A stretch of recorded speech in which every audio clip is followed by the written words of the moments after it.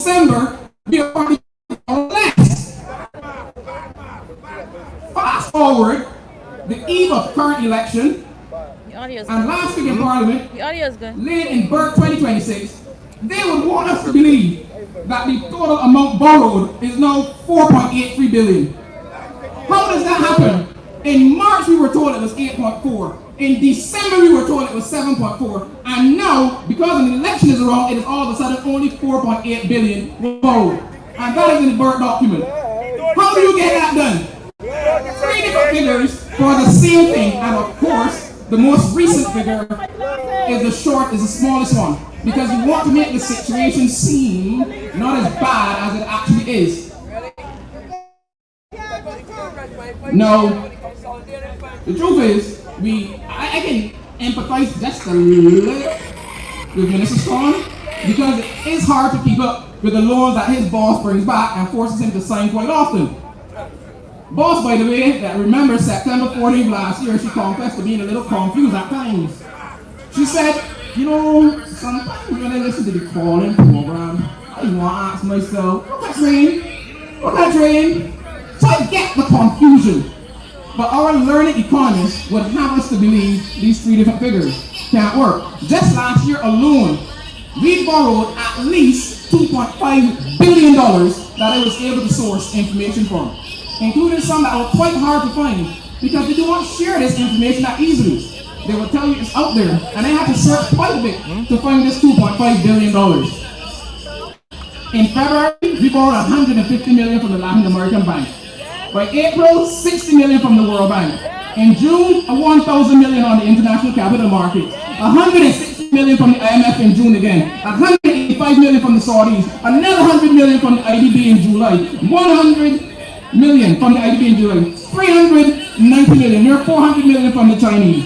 $460,000 from the IDB in October. Another $100 million from the OPEC Fund for International Development. And in December again, another $400 million line of credit with $160 million accessed immediately. That is a total of $2.5 billion borrowed in your name, my name, that my unborn grandchildren have to pay back. Now, if we have something to show for it, if we could see infrastructure, if we could see proper health here, if the government on behalf of the people, perhaps we will. But what does Barbados have today? Prominent infrastructure. In fact, they are now blaming the road conditions on climate change. What lunacy! I cannot believe that came from the mouth of a learned individual. Madness! So we have prominent road works. And I'm going to come to Kuwait, it's not far from here. Out of control crime, a cost that is among the highest in the world. That is what we have to show for all of this borrowing. The Barbados Labour Party government has the wrong priorities. The Democratic Labour Party stands here tonight with a promise and a commitment to put Barbados and Barbadians first. Now, the end of August last year, Carifesta was held. We still do not know how much Carifesta costs. But given what I just explained about those 3 different figures from the Ministry of Finance, I wouldn't advise you to believe any figure that the government gives us about Carifesta now. Now, I was able to find out a few things. There was a 13-minute drone show, like something in the sky, at the end of Carifesta. That drone show, done by Lunar Light Drone Technologies and associated with a local company, cost me somewhere between $80,000 to $200,000 for 13 minutes of pretty lights in the sky. At least 80, as much as 200,000, and possibly more for pretty lights in the sky. Barely a few days after that, our QEH was begging for money to buy blood gas machines. 2 specifically, 50,000 each, 100,000 in total. Now, blood gas machines to give the doctors critical information to help save you, save me, save your relatives, your mother, your father, your uncle. $100,000 not available for that purpose, but spent on 13 minutes of pretty lights in the sky. Now, it's not to say that you can't do pretty lights in the sky, but what is the priority? Looking pretty or taking care of the health of the population? Is a government that has the wrong priorities, and as is being said, clearly healthcare should be put first. But it gets worse. Yes, it gets worse. That same weekend that the hospital was begging for money to buy blood gas machines and inviting us to put a certain type of gas in our vehicle, and I'm sorry, I couldn't help them on that occasion because I don't use that gas. But that same weekend, our Prime Minister and entourage boarded a VistaJet Bombardier Global 7500 airline on a private jet trip to Algeria and Ethiopia. 8 hours to Algeria, and a further 6 hours to Ethiopia. 14 hours in total on a private jet. Can I give you the cost of that flight? The flight number, by the way, was VJT050T. Can I give you the cost of that trip? You sure you want to hear it? I don't want your blood pressure gap in your ear, no, because you're going to be vexed. All right. That trip cost a minimum of $22,000. Hold on. Up to $40,000 per hour. $22,000 to $40,000 per hour for 14 hours. Barbados, that's Barbados. So the minimum cost of that trip, just the outgoing trip, just the flight alone, was $310,000 and as much as $560,000. Just the outgoing cost of the trip. And by the way, she did not walk back.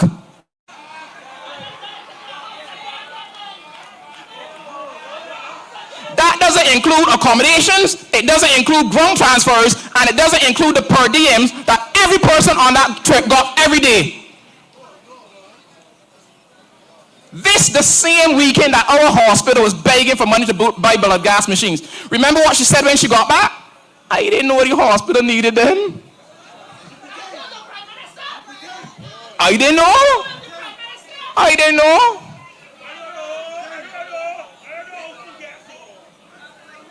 Now, of course, that trip could have been a gift from a friend. Let's be fair. But if it was a gift from a friend, what's the quid pro quo? Because nobody gives you all of that for free. Either way, priorities wrong. Barbadians not being placed first for selfish, self-serving reasons. What was the benefit to Barbados? What was the benefit to your relatives, to you, to my patients who are struggling at QEH? While we are prioritizing pretty lights in the sky and private jet trips. Now, a caring government puts the health of its citizens first. November 2021, the Barbados Labour Party government took out a $120 million loan, $120 million from the European Investment Bank to build out Harrison Point facility. $120 million. According to the PM, many of those beds, by my counting, based on the numbers she gave, at least 80 of those beds were ICU or intensive care unit capable. $120 million. We had a 5-year moratorium on that loan, which just means that we didn't have to pay anything for the first 5 years. You know what it is this year? We are now in 2026. That loan was taken out in 2021 November. Barbadians, we will start paying back this year on that $120 million loan for a hospital we no longer have. How is that caring for your people? You know what's up at Harrison Point now? Construction equipment and workers from overseas company under terms and conditions that the public, that we do not know about. We don't know what those terms are, and we do not know where the money is going. Now, this comes at a time when our hospital is struggling. I have here in my hand some interesting information. It's a memo from QEH that was circulated online, so it's no secret. But for those who may not have heard, let me read some of it for you. This is from a senior doctor at QEH to heads of surgical departments, surgical consultants, medical staff, executive team, theater manager. Dear colleagues, unfortunately, the operating theaters, and this is dated the 22nd of January. Today is the 25th, so 3 days ago. This is very current. Dear colleagues, unfortunately, the operating theaters within the main operating suite remain closed. So they ain't no closed, they remain closed. Persistent water condensation within the ceilings of theaters 2, 3, 4, and 5 continue to pose an ongoing safety risk.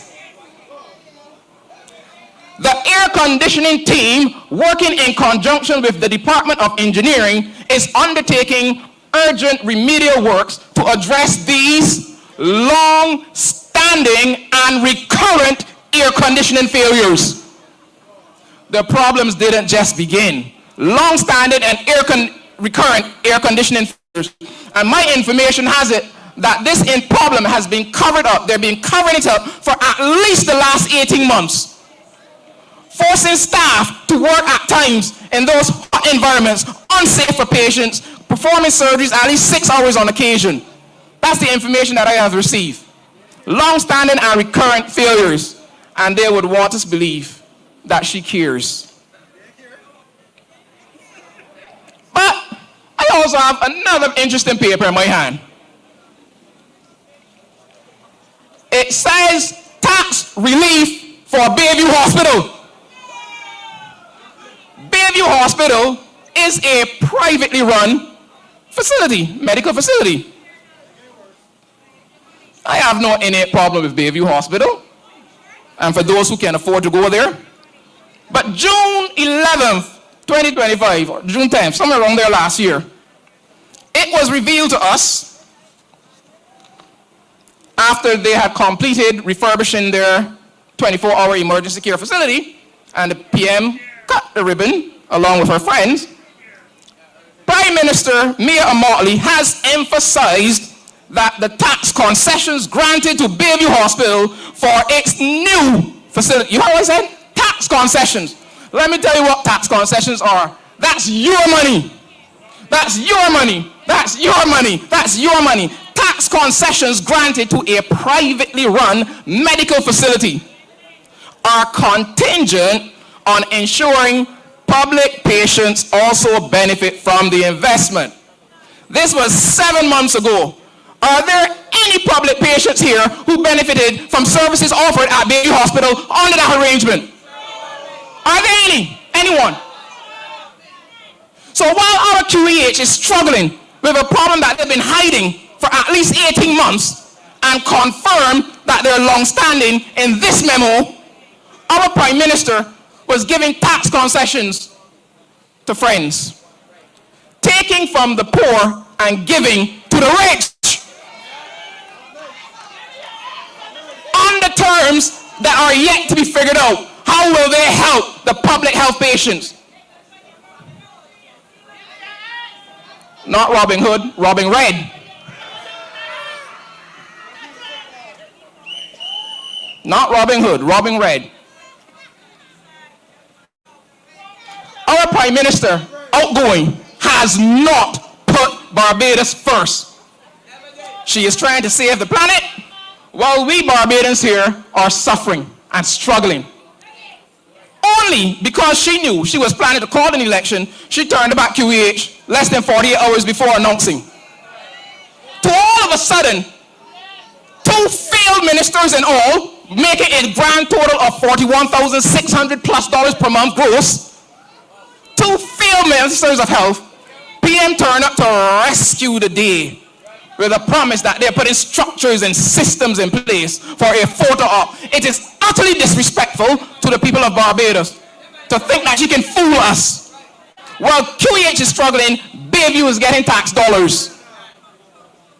And then there's 5 acres of land given to a Frexim bank. Oh Lord, we're going there. We're going there. Now, the Department of Land Tax had that valued at 17 million at the time that took place. But we well know they can get more, could have gotten more than 17 million for that had it been put on the open market. 17 million M. A Frexim bank, people, has at least $70 billion in Barbados dollars in assets. So ask ourselves, why is our caring Prime Minister giving away land worth tens of millions to a bank that has at least $70 billion in assets? What have they done for Barbados? And to make matters worse, that bank now has diplomatic immunity and tax-exempt, tax-free status. They don't have to pay 1 blind cent in income tax. What have they done for Barbados? And the chairman was awarded the highest national honor. What have they done for Barbados? Or is it what they have done for someone? You don't have to imagine too much what happened. To make matters worse, very recently, less than a month ago, they went to Parliament to take $75+ million from our consolidated fund, to give not to local businesses, not to black-run businesses, but to give to foreign companies a minimum of $225 million over the next 3 years. And they care? You're taking this from poor people, from Barbadians, to give to others. Companies that have significant financial presence, meaning they got money. And you're taking from us while we struggle, while QEH is on its knees. You know the problems with QEH that I mentioned? That is urgent cases being put back. That is elective cases, hernia, fibroid surgery. Those are things that aren't being done. That is delays in emergency treatment. That is issues in the accident and emergency, yes, with people on the floor. While our Prime Minister is jet-setting all over the world, racking up frequent flyer miles, trying to save the planet. This is our lot. Now, when you love people, you give them priority. You make them priority.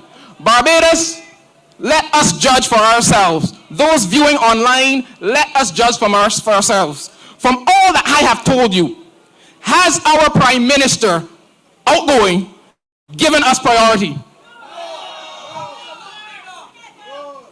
Our hospital is struggling and you're giving money to a private facility. Cost of living is killing people and you're giving money to overseas companies. Your junior minister can't even keep track of how much money you borrowed.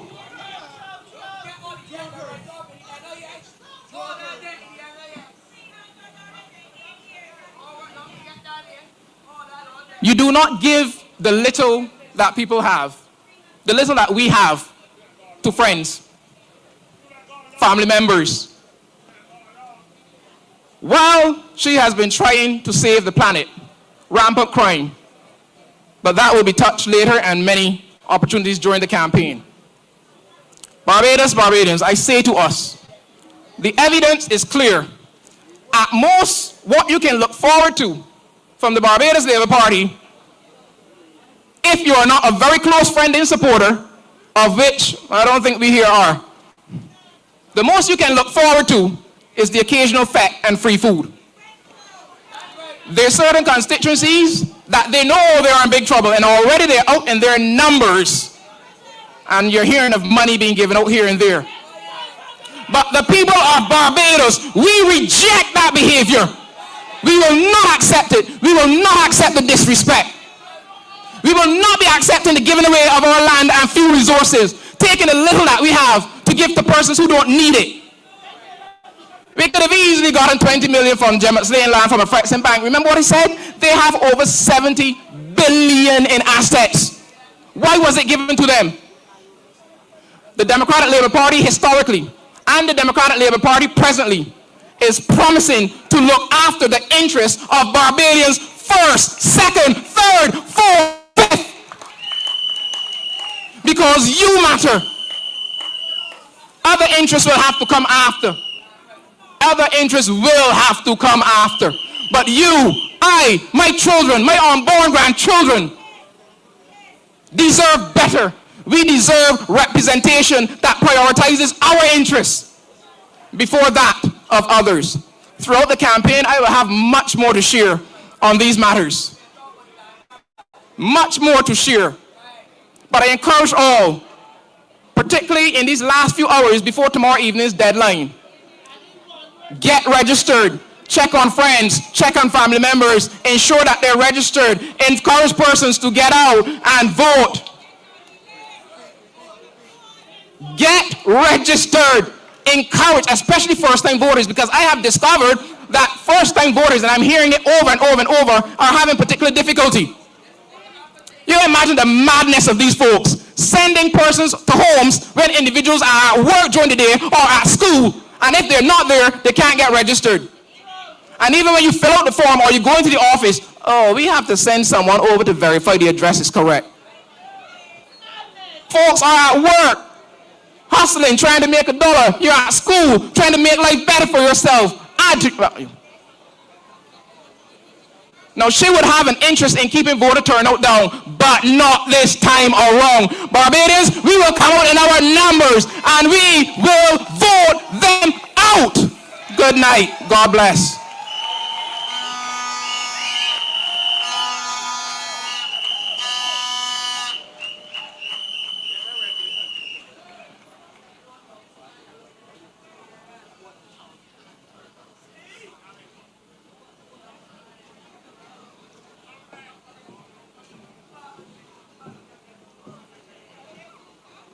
Barbadians, give it up again for Dr. Elvis Wickham. And as a medical professional, you heard him diagnose the ills of this country. You heard him speak about the corruption in this country. And this is serious times, serious times. We cannot allow this to continue. Fool me once, shame on you. Fool me twice, shame on me. And we have seen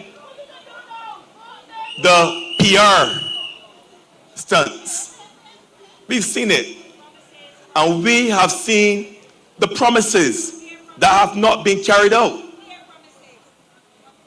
We have seen a movie, really and truly. And we have also seen in Parliament one man carrying the fight for all of us against 29. We have seen one man every single time he tries to make a point. They have all, according to the speaker, the asides or ignore the asides, but never once asking the other side to let the honorable member speak. But we are here tonight, and this is a rally. This is a rally. So when I shout, we rolling, you will shout, we ravi. We rolling. We rolling. We rolling. How are you getting this?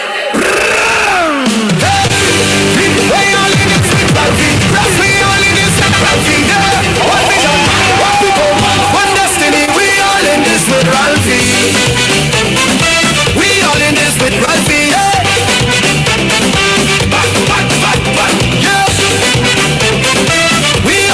With Ralphie, he crossed the floor not for fame or glory. He crossed the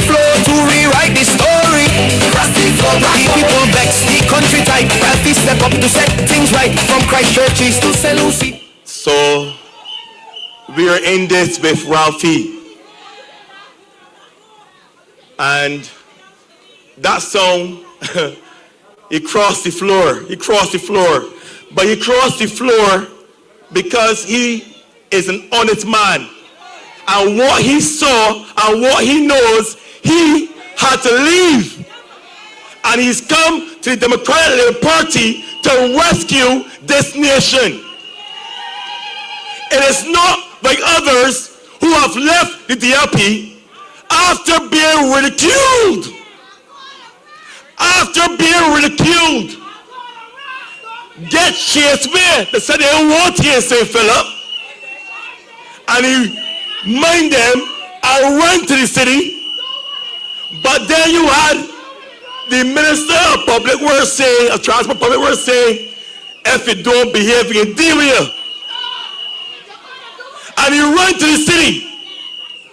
And it's only a coincidence after that song that the person I'm going to introduce next is the next representative for the city of Bridgetown. And let me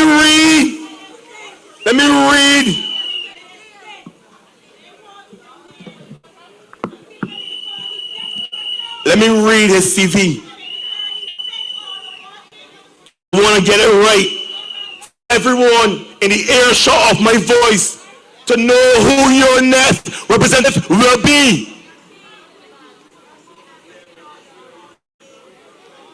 He's a financial advisor. But more than that, he's a community builder who understands what it means to be raised without advantage. He knows what it's like to work steadily for progress and to make the most of every single opportunity your own.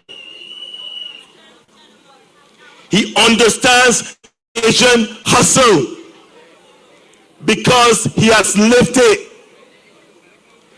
This is a man who was valedictorian of the Barbados Youth Service and who carries those values of integrity and responsibility with him. He didn't just build a career.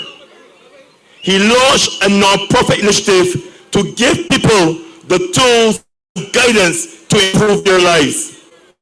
His belief is simple. When people are given the right tools, they can build a better future. That's what Barbados First looks like on our streets and in our homes. Ladies and gentlemen, join with me and welcome Mr. Dale Rowe. That is the greatest. Now I'm going to come to blessings now.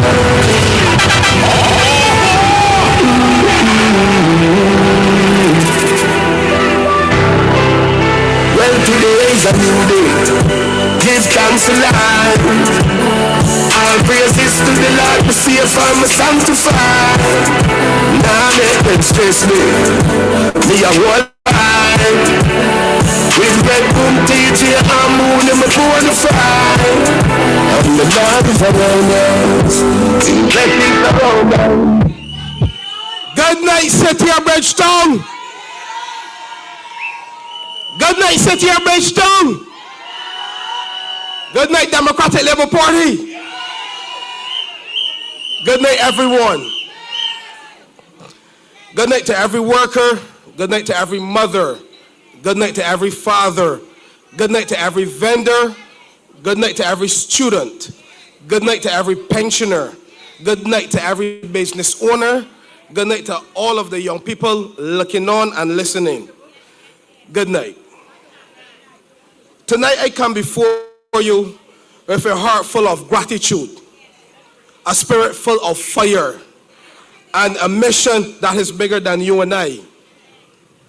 Because tonight, it is not just the start of my campaign, it is a start of a movement. A start of a movement for people. a movement for working people, a movement for ordinary Barbadians who keep this country running. For 7 years, we were not priority on that list. And I am proud to stand here as the candidate for the city of Bridgetown under the banner of the Democratic Labour Party.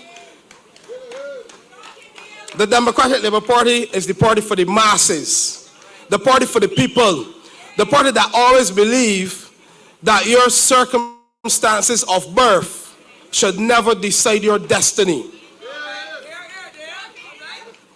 And let me start by telling you something straight.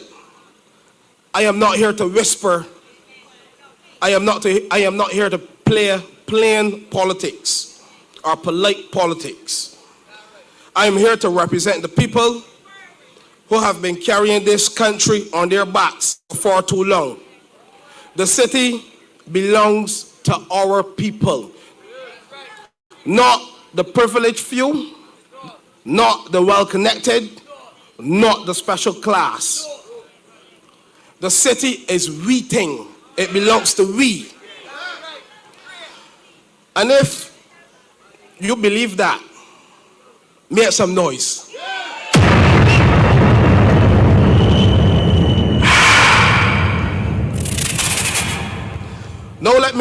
Now some people come into politics because life was easy, because the road was paved, because opportunity was handed to them on a silver platter.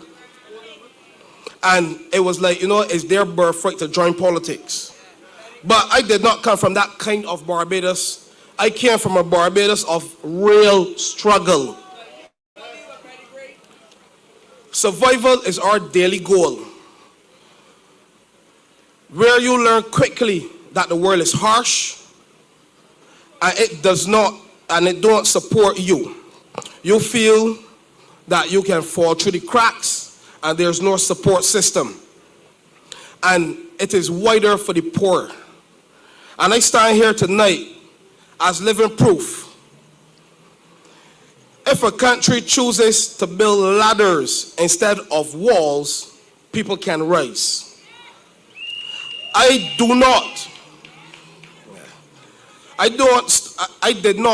didn't start in privilege. I started in pain. At the age of 8, I lost my father, and my mother was left to raise 2 children, myself and my sister. And I want to say something tonight that comfortable people might not like to hear.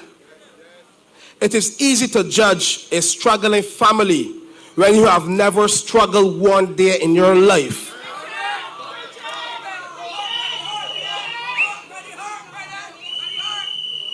My mother did what she did and what she believed so that she could put and keep food on the table and her children alive. To keep clothes on our backs, to keep a roof over our heads.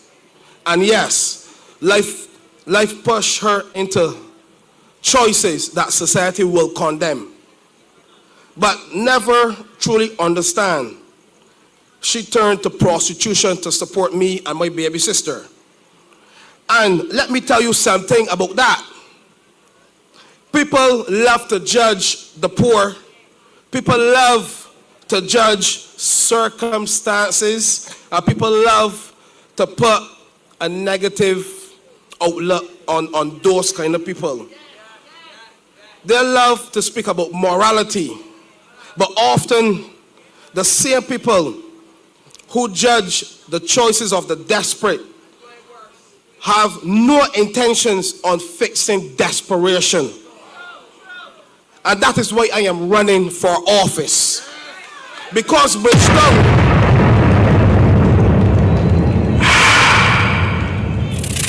Bridgetown right now has too many people living on one paycheck from collapsing. One bill away from shame, one medical emergency away from poverty. And some people want to pretend that is normal. But I'm here to tell you tonight, that is not normal. That is not acceptable. And under the DLP, that will not continue. Because I grew up and I know what it means to be at the disadvantage. I know what it means to grow up I know what it means to grow up in hardship and pressure. I know what it means to feel like the system was never built for you. And plenty young men grow up in pain with no guidance, with no father, with no steady or positive role models in the household. I made mistakes. I was expelled from school. I ended up in trouble. And my family, I am not here to lie to you or to pretend that my life was perfect. I'm here to tell you the truth. Because of this truth, my story could have ended up in prison, or I could have been dead like any other young 33-year-old today. My story could have ended up in a grave like so many of our young men today. But the Democratic Labour Party led Barbados, and in that time, they would have implemented something called the Barbados Youth Service. And I'm here tonight to remind you, because there was a time this country understood something powerful, and the state and all its machinery must build ladders for the masses. Not a club for the elites, not a playground for the connected, not for, those 1%. So I understand, and I totally understand the hardship of the average Barbadian today. And that judge had a decision. He could have crushed me, he could have condemned me, but instead he put me in a system that called the Barbados Youth Service. He sent me there, and I am proud to say, and with pride, the Barbados Youth Service saved my life. The Barbados Youth Service was established, and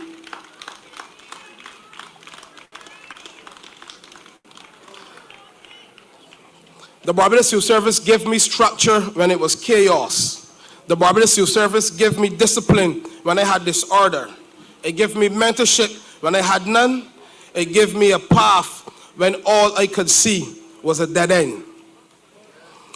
And here is what people need to understand. The Barbados Youth Service produced citizens, it produced workers, it produced fathers, it produced leaders. It produces young men and women who understand what it means to hold themselves with respect and responsibility. And I want to say something important tonight. Don't mind the name change. The Barbados Youth Service is an extension of Barbados' legacy. Because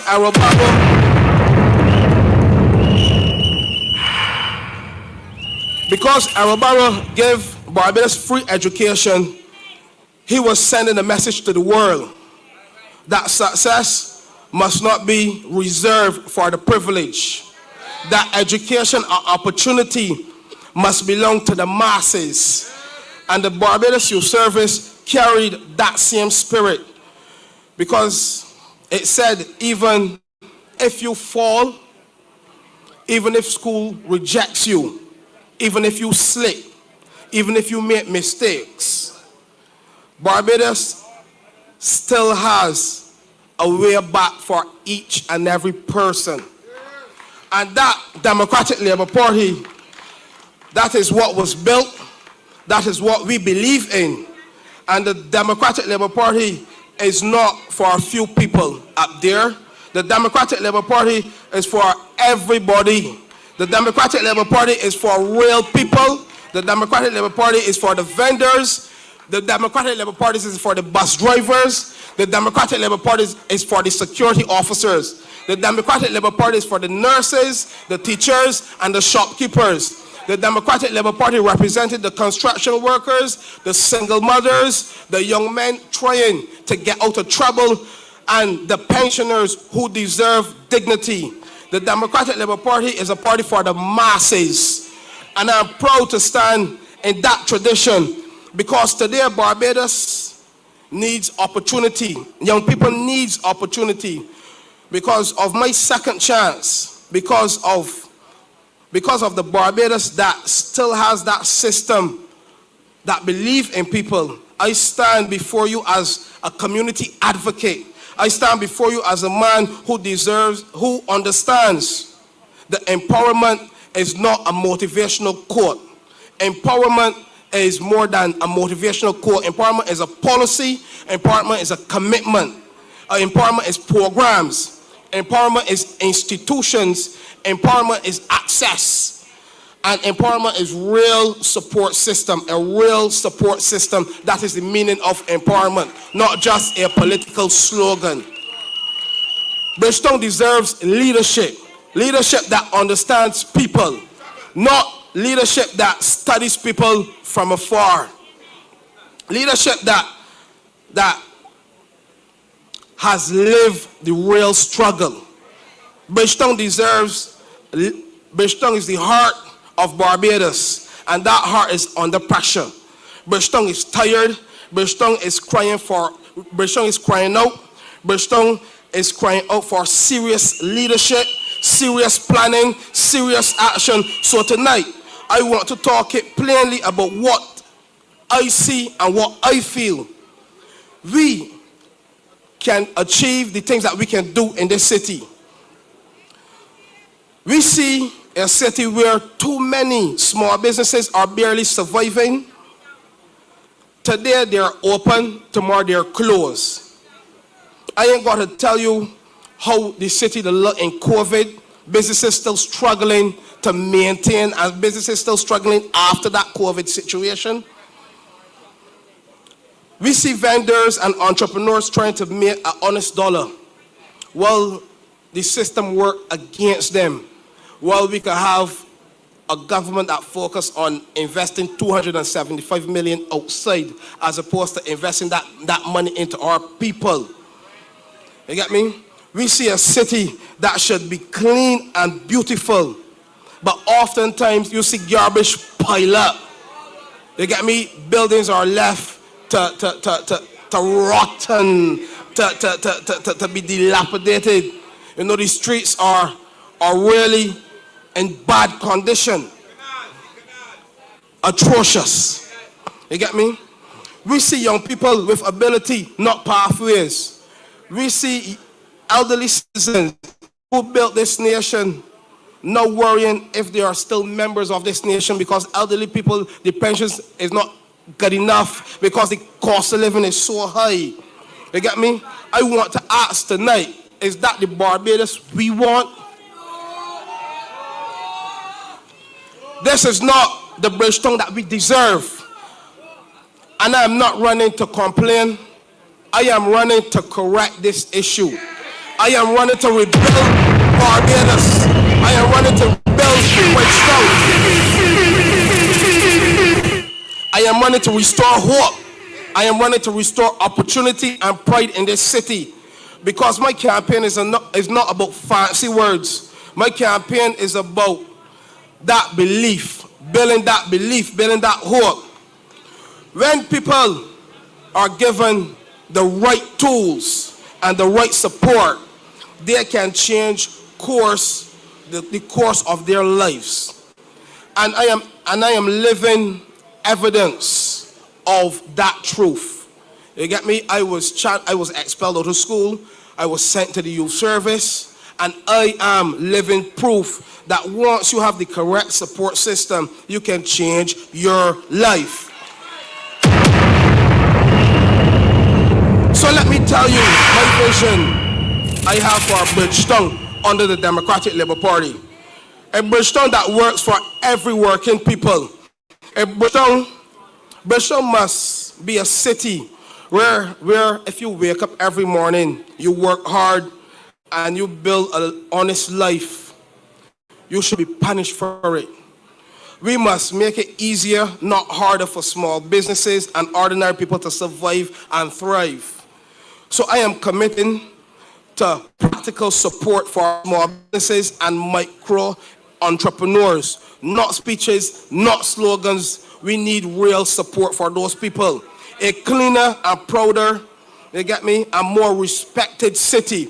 A Bridgetown must not look like a place that government forgot. The city must reflect pride. We want clean streets. We want clean spaces. We want proper sanitation, a better public order. We not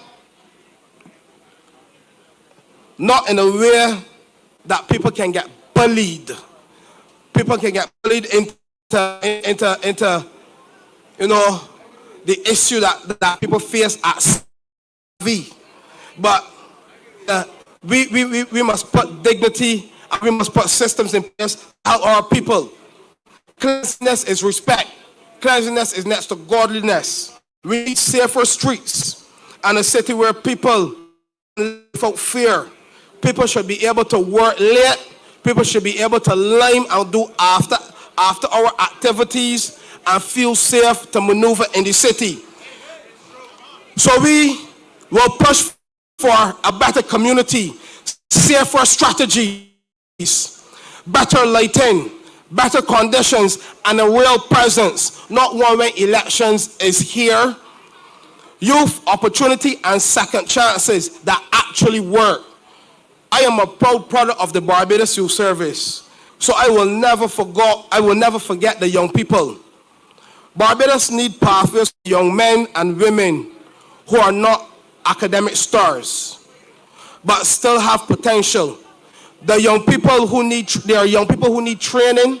There are young people who need mentorship, discipline, and opportunity. We must bring back real systems that uplift our young people.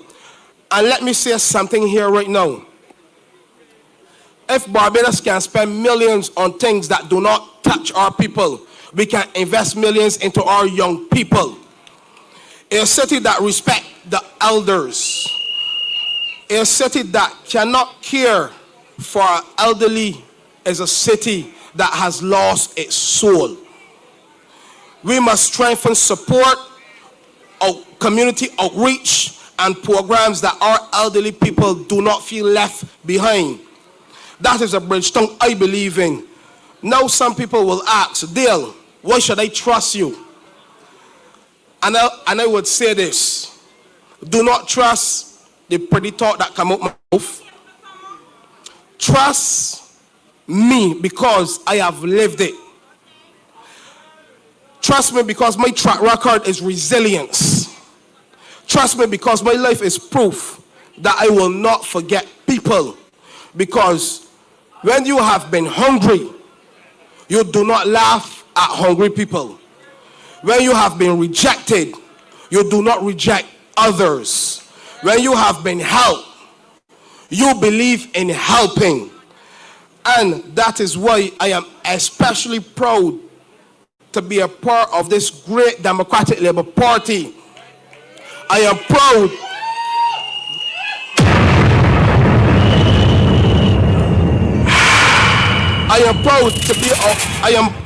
to be a part of this great Democratic Labour Party. I am proud to be a part of this capable team. A team that is strong, a team that is serious, a team that is disciplined, a team that have highest integrity. And yes, Bridgetown, I am proud to say that we are led by a great man. And that the name of that man is the Honorable Ralph Thorne. With him at the helm of this Barbados first, not just words, but in action. And under Mr. Ralph Thorne and the Democratic Labour Party, this party will uplift people. The party of opportunity, this is the party of the people. This is a party that fight for the small, ordinary man. This is the party that remembers the persons that are forgotten. This party will always fight for the injustices. So tonight, I am asking Bridgetown, join this team, join this movement, join this fight, because this election will come down to one simple question. Who does Barbados belongs to? Does it belong to the people at the top, or does it belong to the people? I know where I stand. I stand with the people. I stand for the working class people. I stand for vendors. I stand for single mothers. I stand for the youth. I stand for the pensioners. I stand for small business owners. And I stand for those men and women who built this country and deserve a fair chance in it. And I stand with the Democratic Labour Party because we have always been the party for the people. And tonight, I want to leave you with this. My mother's story is a story not of shame. It is a story of sacrifice. My childhood is not petty. It is resilience. My mistakes were not my end. They were my lessons.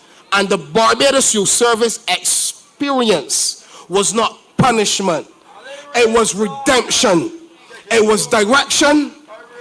It was the moment Barbados reached out and said to me, "Get up, young man. Your life is not over yet." So if you ever felt like you were counted out, if you ever felt like you were judged, if you ever felt like you were forgotten, and if you ever felt like no one sees you, I come to you tonight and I want to say, I see you, I hear you, I know your pain, I know your sacrifice. I am here to represent you, the people of Bridgetown. I am here to continue a legacy of great leadership, because under the Democratic Labour Party, our Barrow, the Right Excellent Errol Wharton Barrow, created greatness, created opportunity, and under the leadership of Ralph Thorne, the Honorable Ralph Thorne, all 30 candidates of this Democratic Labour Party will represent the people of Barbados. We are for the people in Barbados. We are not for that elite few. So people, I am urging you, I am pleading to you, this country belongs to you. This country do not belong to that 1% or that minority. This country belongs to us. We need to stand up tonight. We need to stand up at this election, and we need to let our voices be heard, because for too long we have stood in silence. For too long we have not had a vision, a path, and a goal. Right now the Democratic Labour Party have a vision, a path, and a goal for our people, for our country, and for our future. So let this election be about you, the people. Go to those ballot boxes and nominate and vote for every single 30 candidates that we have, because I am proud to be a part of a fellowship with 30 females and males that actually put their lives up for service. So Barbadians, I am urging you tonight, this is the moment we will create history. So let us fight for our rights. Have a good night.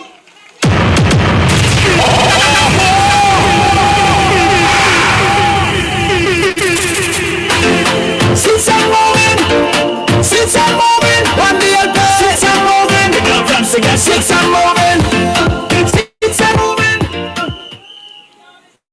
That was the voice of the city, Daryl. Let's give it up for him again.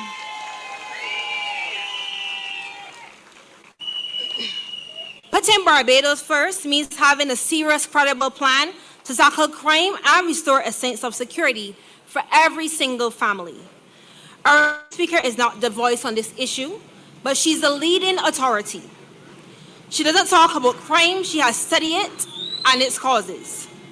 She literally wrote a book called A Blueprint to Save the Nation. Let's stand and welcome Madam Verla de Pisa. Buzz, buzz, buzz! Ah, run! Bees on the loose! Here come the D's! Take the pencil! Let's choose! Ay, ay, ay!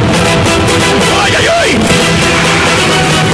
He's marching in with nets so tight, pencil in hand, ready to fight.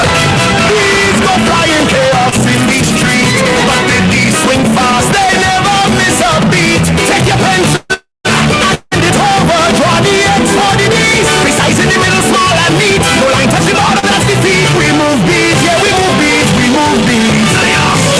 Shh, now the bees gone sleep with ease. Who wins? Bees win! Bees win! Bees!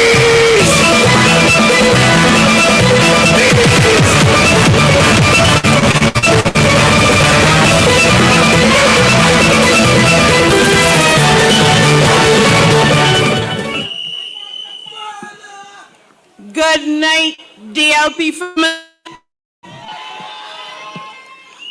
Good night, City of Bridgetown. Good night, Barbados, here in Independence Square, online and across the diaspora. Before I start, I want to take a moment, and I want you to take a moment with me to remember a lady who gave a lot on behalf of the Democratic Labour Party. We lost a stalwart in Sybil Leacock who contributed literally up until the very last moment, well past the age of retirement, to the education of our nation's young people. My children did not go to Miss Leacock's private school for schooling, but my daughter attended Brownies at that school. And every evening that she was there, she was treated by Miss Leacock and the staff like she was a full member of their student body. And so, knowing what she went through for the Democratic Labour Party in 1981 election, I want us to give her her due respect and ask you, if you are seated, to please stand and let us observe a moment's silence.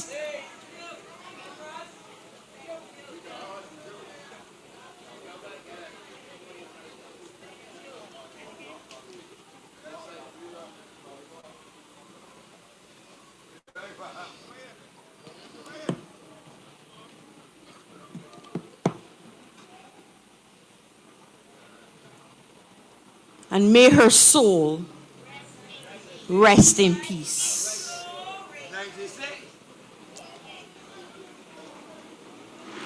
And while we honor those who have gone before us,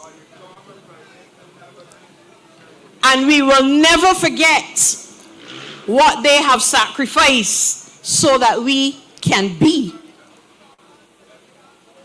we recognize that it is our duty to continue the work that they have done. We recognize that it is for us to make a Barbados that our children and our children's children can live comfortably and peaceably. And it concerns me, as I am sure it concerns all of you, that in recent times, living peaceably has been far from our experience. Last month, the Commissioner of Police announced that we had less murders than the year in front. And when the statistics came out, it was literally one less than the year in front.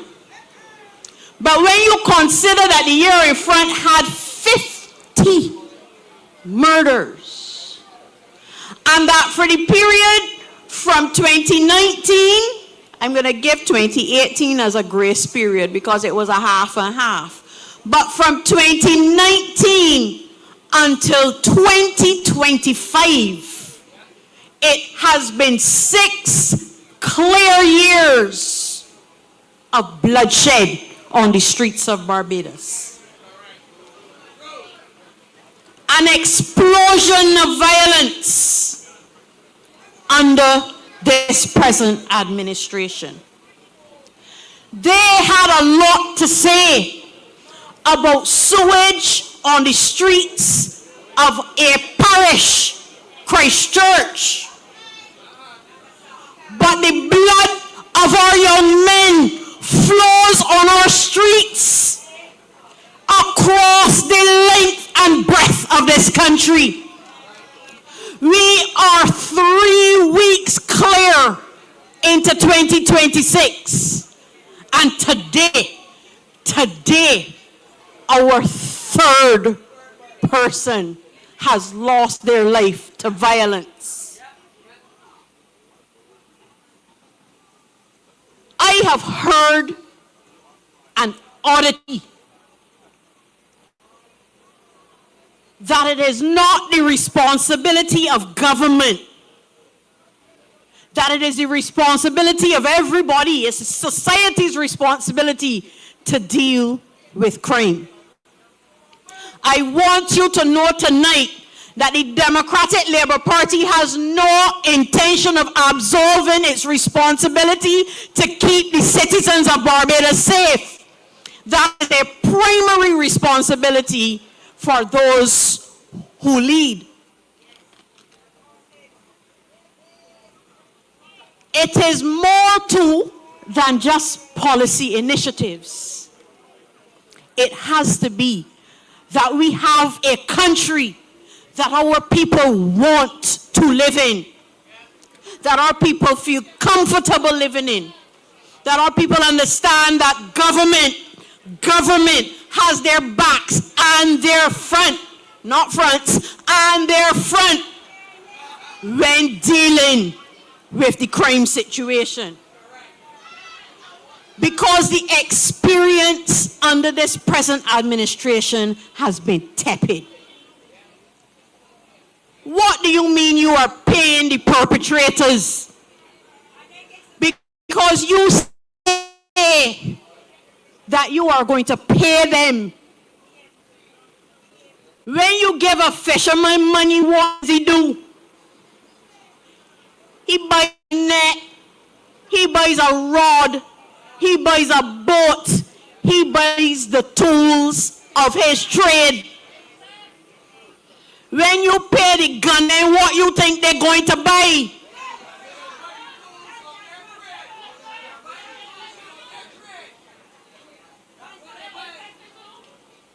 It is not any stretch then that the violence has continued unabated. What do you mean?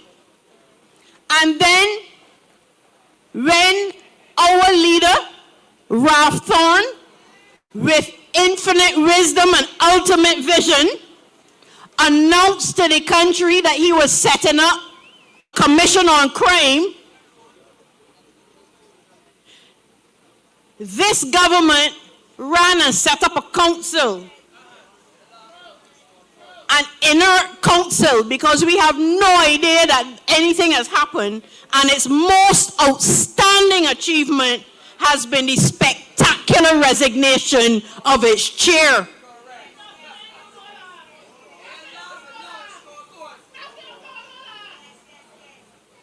But the Democratic Labour Party and its leader, and I am not taking any kudos because the idea was not mine, and all of the work was, the words might be mine, but the research was team driven.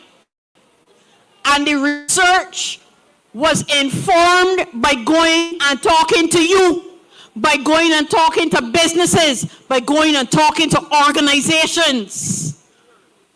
And tonight, Democratic Labour Party, give yourselves a round of applause. The blueprint to rescue a nation was formulated, was put in print, was launched, and disseminated that even the government, if they wanted to, could have done what is within its covers. And this document does not only identify the problem.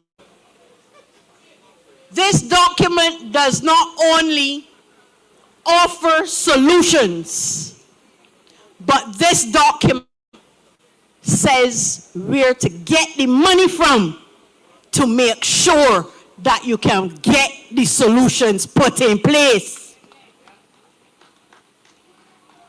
And tonight, I just want to run through a few with you, and there should be people going through the crowd with a leaflet for you, because I don't want you to simply listen to me.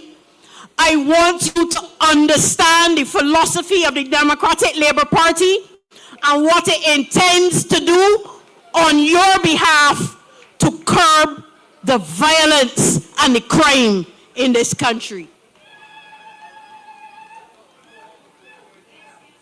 And as you check the flyers that are coming around, I want to go through a few of the proposals with you. I don't talk very much about the problem because we know, we live it every day. But I want to spend some time. It's obviously a very thick book. I can't go through all with you, and we couldn't put all on the flyer, but we picked out some. Please make sure the media houses get them as well.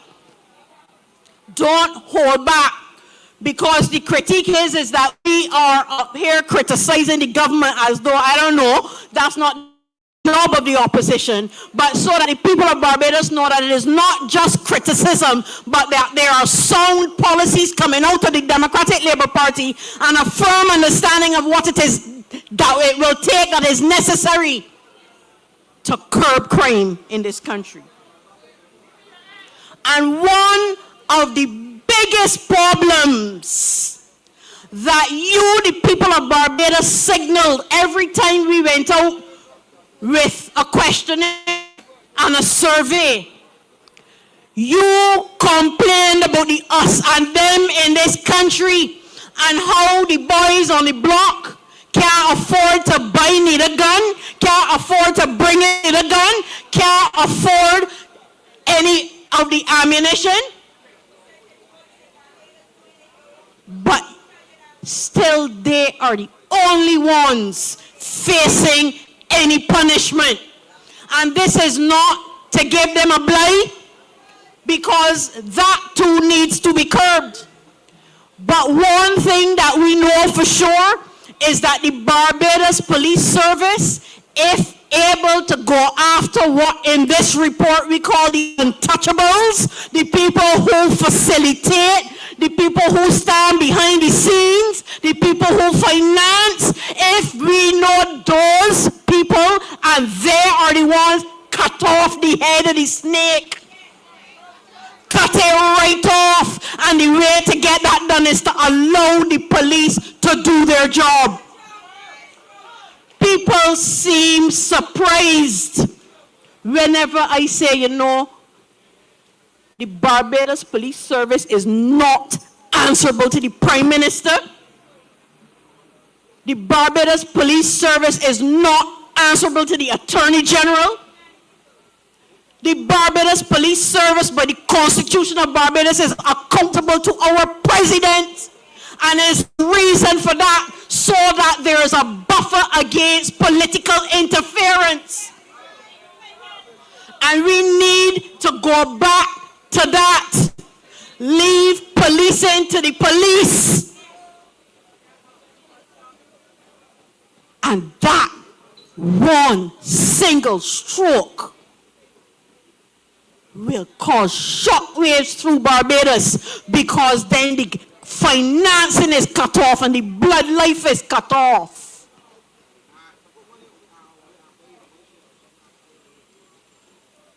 And just to spend a moment on the police. We need more police. There's no doubt about that. We are down in numbers with the police. However, in our drive to increase the numbers, we must not sacrifice the quality of their training. And so, we need to start recruiting for the police service from early. This is not a shock. The Barbados Defense Force does it through the cadets. Let's be real. Within every school, there are organizations and after-school clubs that are recruiting agencies for larger ones. The Key Club for the Kiwanis. That is what they do. And in Barbados, we used to have the police boys and girls club. The building is still there. The facilities are still used. But we need the organization to be revived. Because that is a way of capturing young minds, influencing them, exposing them to the police service, and hopefully recruiting some of them to the service.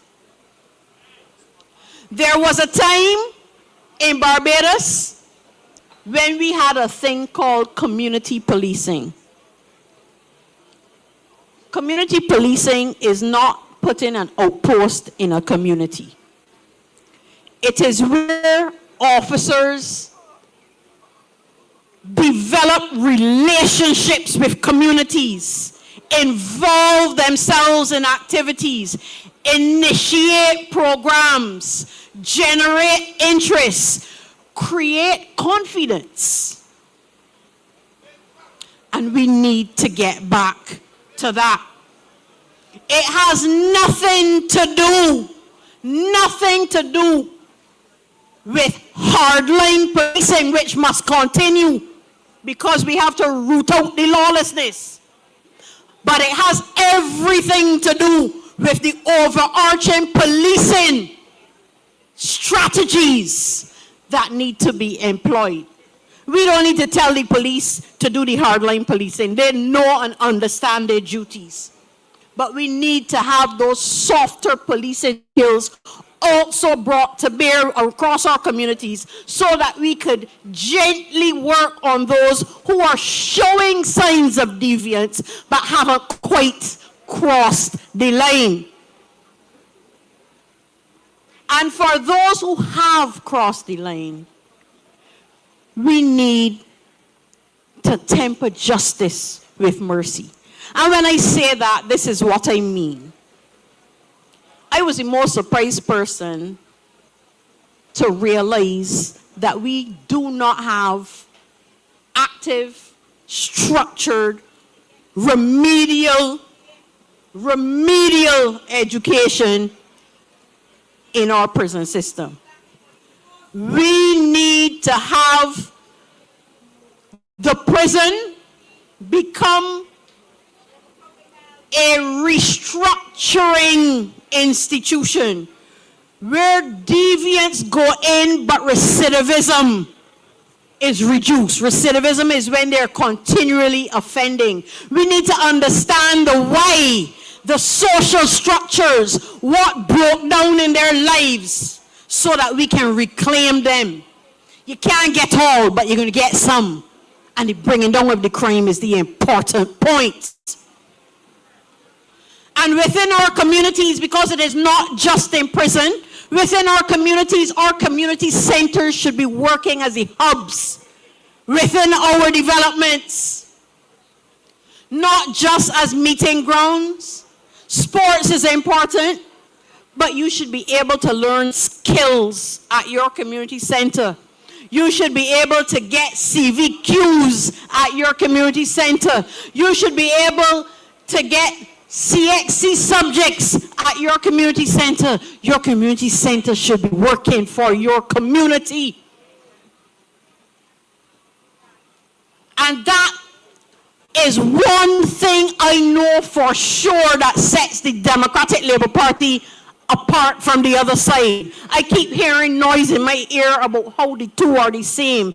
But when I see the social structures that get put in place whenever the Democratic Labour Party is in office, I know that there is a fundamental difference in the lives of Barbadians when you entrust your government to the Democratic Labour Party.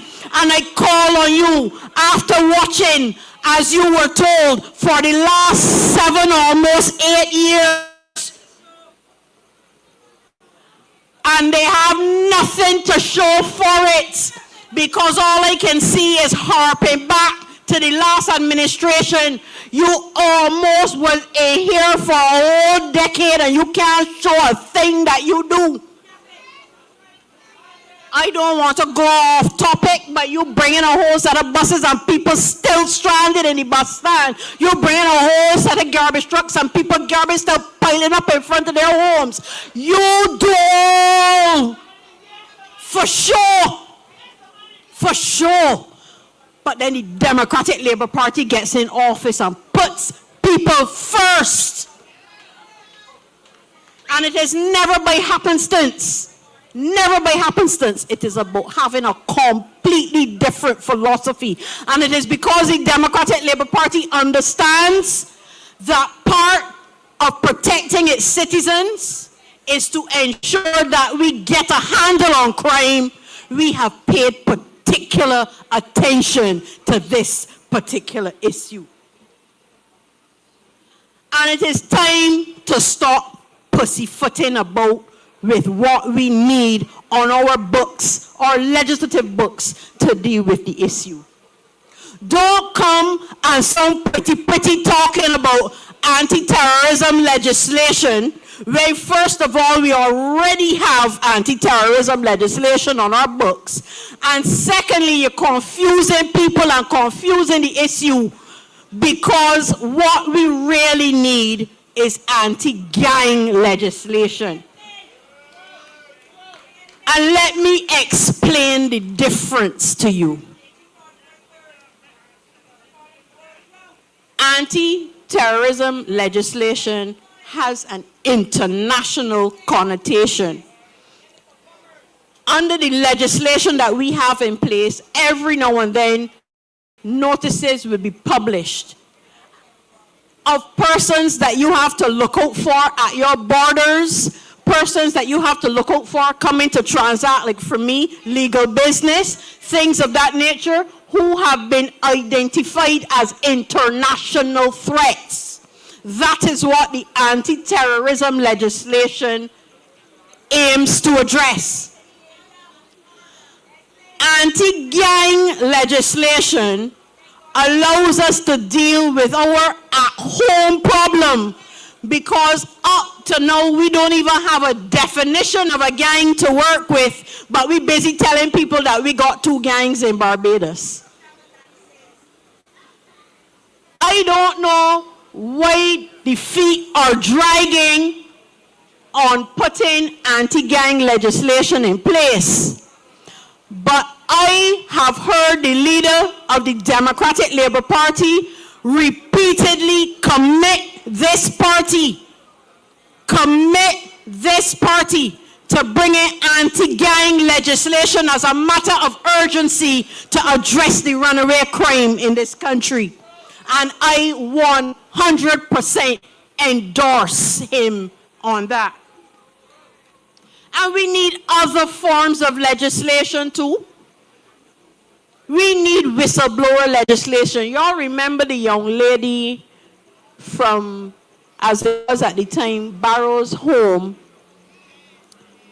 who came out and spoke out about abuses, and how they dragged her along like she was, I don't know, some piece of garbage, and threatened the lady.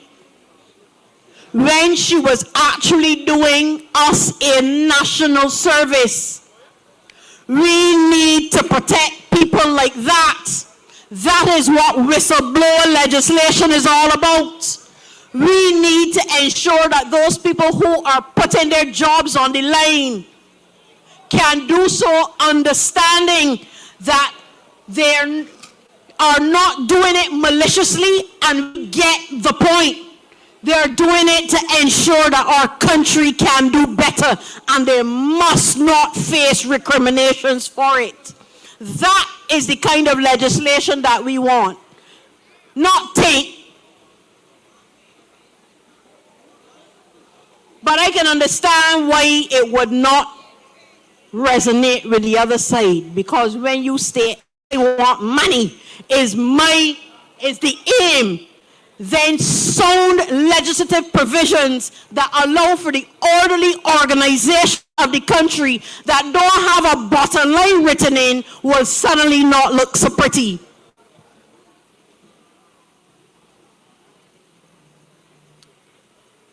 And we need to have social readjustment in this country.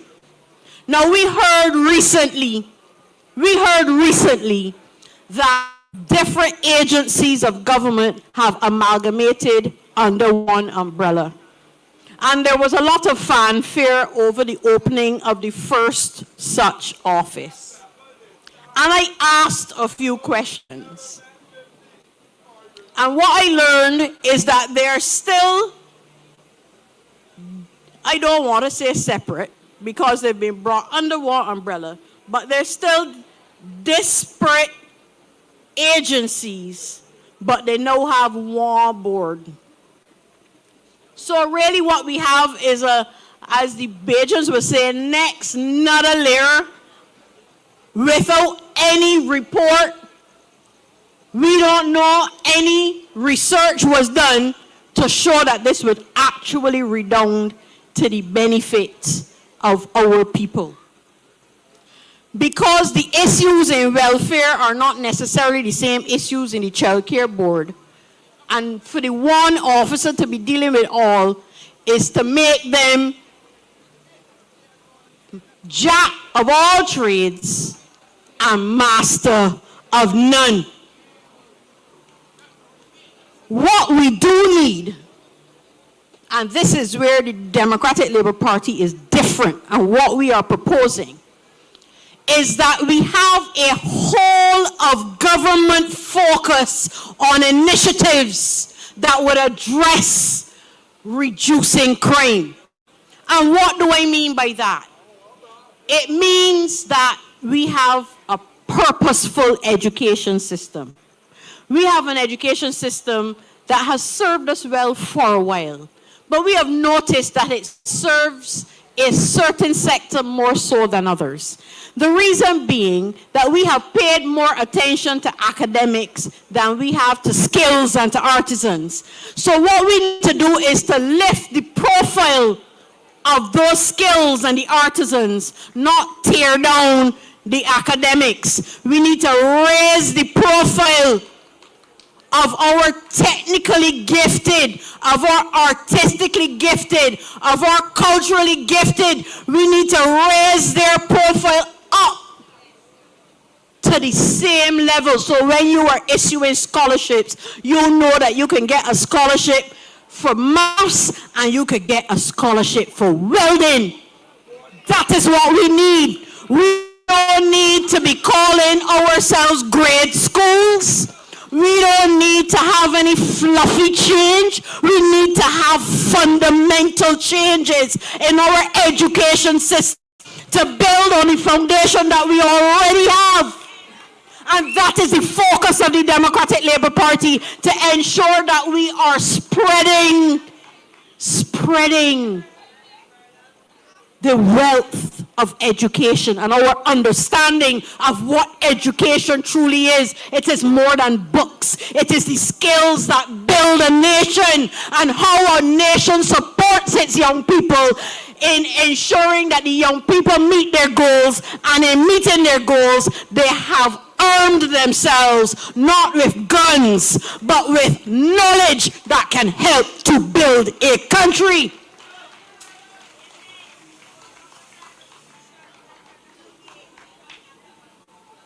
And a whole of government approach would see decent work coming to the people of Barbados, because we have for too long talked about diversifying our economy and doing absolutely nothing to make it a reality. Why are we not using what we have in the sky? And we don't have to dig too far for a model. I remember the 1980s and the push towards solar water heating. That was indigenous. That was us. That was our knowledge. Those were our people. Our push towards solar should not be about bringing in panels and selling to people. It should be about making sure that up at UE, we are ensuring that our young people have the knowledge to build them right here. And having built them, that the government supports people in initiatives to ensure that our households get panels. Because when you do it by way of solar farms, and when you give the monopoly the opportunity to have its own solar farm, what you are doing is every single time equipping the same people over and over again to raise themselves up, whilst the majority of us wallow. And that cannot be the Barbados that we are looking to provide for our young people and for our next generations. We have to be serious, and that is just one example of diversifying the economy, to bring it home so that we literally can afford to put a unit on our houses. The smallest chattel house in Barbados, you can find a solar water heater on. Why can't we have solar panels on those roofs too? It is how you see your people that matters. And that is the vision of the Democratic Labour Party, understanding how in raising up the self-esteem of our people and raising up the opportunities for them to support their families, we remove from them the temptation to fall into crime. We need to be very serious, and I listen and I endorse. I was going to say Young Rowe. Dale Rowe, we need to be very clear which one. Dale Rowe 46, because he is an example of what can happen when you put in place programs to raise young people who are going astray. He doesn't hide from it. He was like, look at me. You can do like me. I could have gone that way and kept going, but these programs were put in place that allowed me to come back. And I am here standing tonight to show you how it can be done, and for you to follow me and the city of Bridgetown. I endorse him. I endorse that message, because that is the epitome of what the Democratic Labour Party intends for all of you. And when I say whole of government, I don't want anybody to scoff. We did this before, when Barbados was facing increasing numbers of HIV and AIDS. We put a policy in place that every single ministry had to have a policy dealing with HIV and AIDS. And we managed to contain the numbers and increase the health and the viability of persons living with HIV and AIDS. And if we could do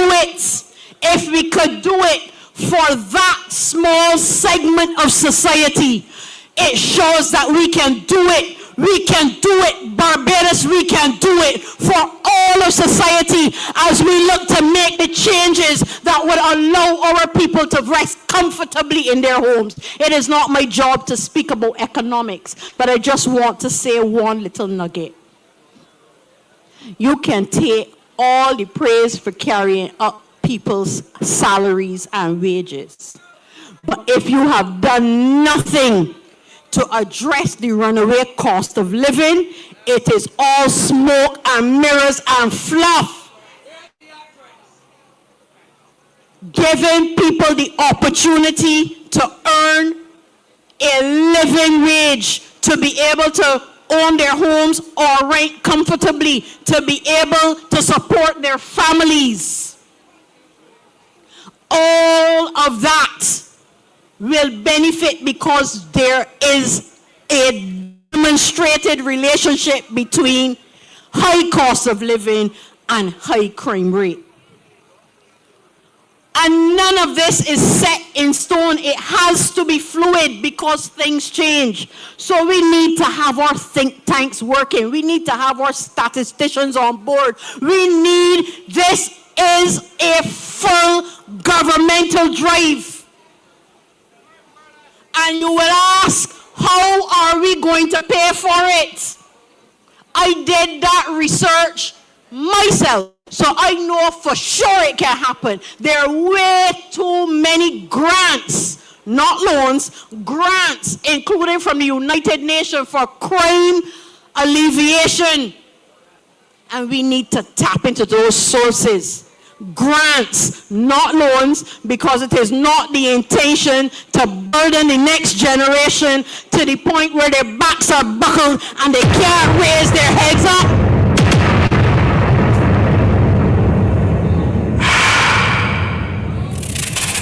And I cannot leave this podium tonight without speaking about the biggest way that we can save money. It's called accountability. I am sick and tired and hurting and fed up of reading every single year the Auditor General's report highlighting malfeasance and misfeasance. The difference is one is negligence and the other one is absolutely criminal. Highlighting all of these issues, and they become a 15-minute of fame conversation, and then they get washed away.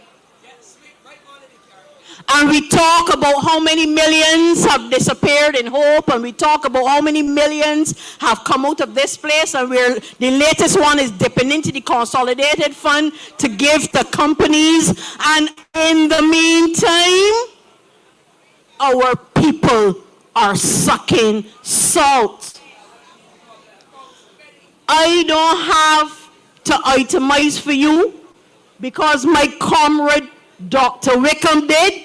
Because of all the traveling on private jets with large entourages, money that could be spent in programs on behalf of our young people, on behalf of our poor, to ensure that they have a firm footing in this society and don't feel excluded from society.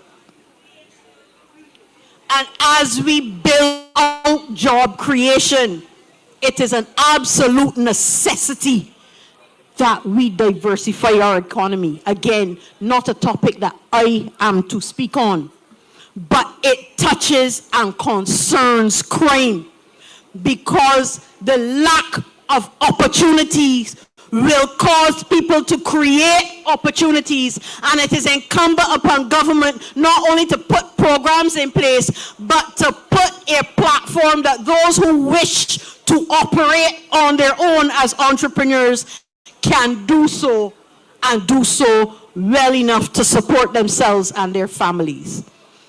And so, obviously, if you only have one page in your hand, and this is over 100 pages, you know that the Democratic Labour Party is serious about rescuing Barbados from the scourge of crime. Party is committed and undertaking its responsibility to its citizens to keep them safe. And so tonight, in full endorsement of the platform led by our comrade and leader Ralph Thorne, this Democratic Labour Party has solutions. Don't let them tell you otherwise. This document will be placed, just this one page, the blueprint already is online, but condensing it and breaking it down is going to be put on social media. Look for it, don't read it and like it. Read it, like it, share it, and share it on every platform, because the people of Barbados have to know and understand that there is a different way of doing the business of government, and the Democratic Labour Party is committed to showing and demonstrating what we can do on behalf of our people. And tonight, ladies and gentlemen, in the hearing of my voice, including those of you online, I just want to spare one last moment to say something to you. I saw a comment online. Just remember that you might go to vote for an opposition and miss and vote out a government. In case you don't know, that is an admonition to people who vex with the government to stay home. Tonight, Barbados, I call on you. If anyway the crime situation in Barbados has impacted on you, personally or otherwise, if you are sure that there is another way that we can do our business in this country, if you want that you are put first when government is developing policy and not big business and not the 1% and not those with the pockets that are already deep, if you are disillusioned with what you were told to watch, then on the 11th of February, it is your bounden duty on behalf of the people of Barbados to get up and go out and vote from 6 in the morning to 6 in the evening. That is your national duty. That is your contribution to change. That is you, Barbados, betting on yourself and bet those who bet you. I thank you.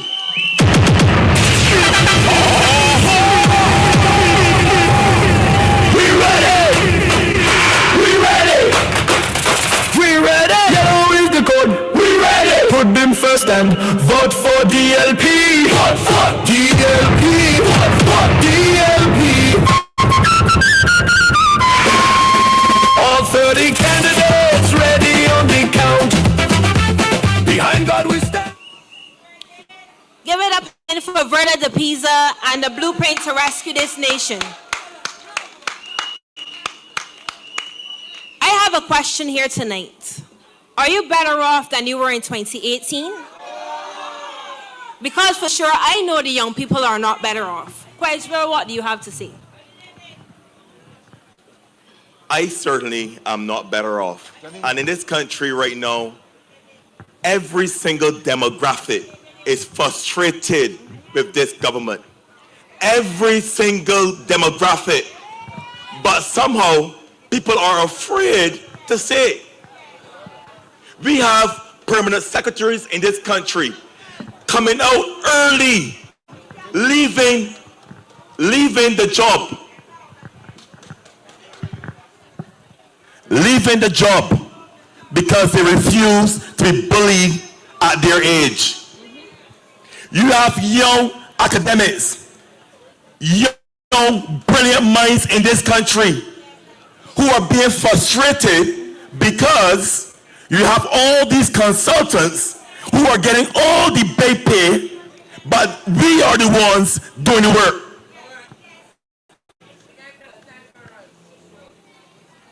It is frustrating. And this Democratic-led party, you You've heard all the speakers. You've heard all the issues. This Democratic Party will put Barbados first. And that's why we are proud to introduce our next speaker. He's a medical doctor by profession. He served this country as a Minister of Economic Affairs, and he's also the former Minister of Agriculture, Food, Fisheries, and Water Resource Management. He's a man of substance, steadiness, clarity. He is ready to bring his vast experience back to the Democratic Party and to this country. Please stand and welcome your candidate for St. Philip West, Dr. David Israel.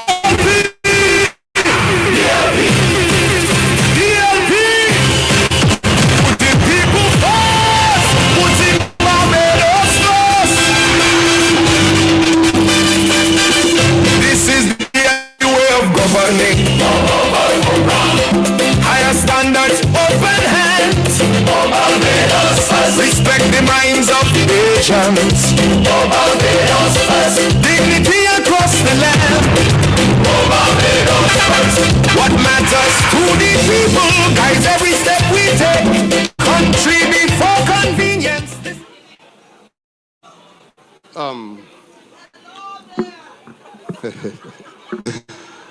Let me say a pleasant good night to everyone. It is indeed wonderful to be on the platform of the Democratic Labour Party once again in Independence Square.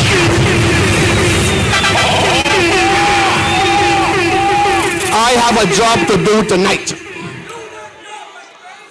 And in doing that job, I have to take my time and I have to present some information to you and to the people of Barbados who are watching tonight. Let me say something straight up front. The Barbados Labour Party, they are a bunch of nutty liars. They are the ones who cause the high cost of living in Barbados. It is the Barbados Labour Party who is the one who placed the majority of taxes on the backs of poor people in Barbados when they came to office. I know they would want to tell you that the problem that we have in Barbados, when you cannot feed yourselves, young children going to school and going to sleep hungry. I canvassed in St. Philip this evening and it paid me in some areas I went. When families told me the suffering that they endure on a daily basis in this country. And let me explain to you what they did when they came to office. Look, do not forget, when they came to office, the first thing that they did was to increase the land tax on any people in Barbados that was earning over $75,000 per year by 40%. That's what they did.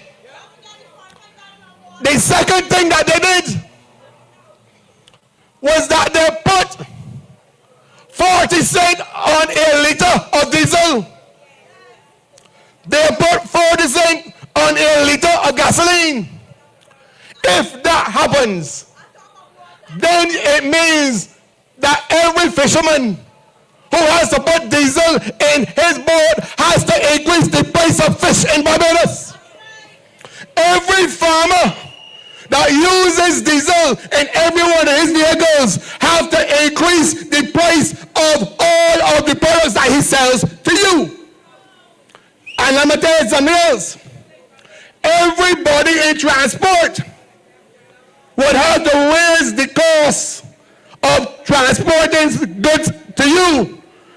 That is why these places are where they are. And they're going to continue.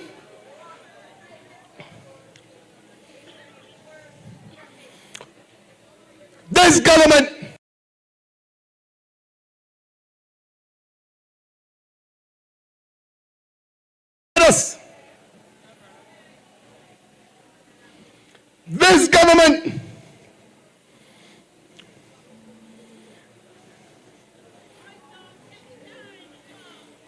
This government removed the municipal solid waste tax. That was a tax on property. It was a tax based upon property above a certain value. And you know what they did? They removed that and placed a garbage and sewage tax. Increase your water waste by $45 a month. Every single pensioner, every single poor man and woman in Barbados, your water waste went up by $45 per month. But this is the clincher. Every single business in Barbados had their water waste increased by 40%. What that means is that every business pass on that 40% increase to you. That is why the prices will be going up. I am not finished with them yet.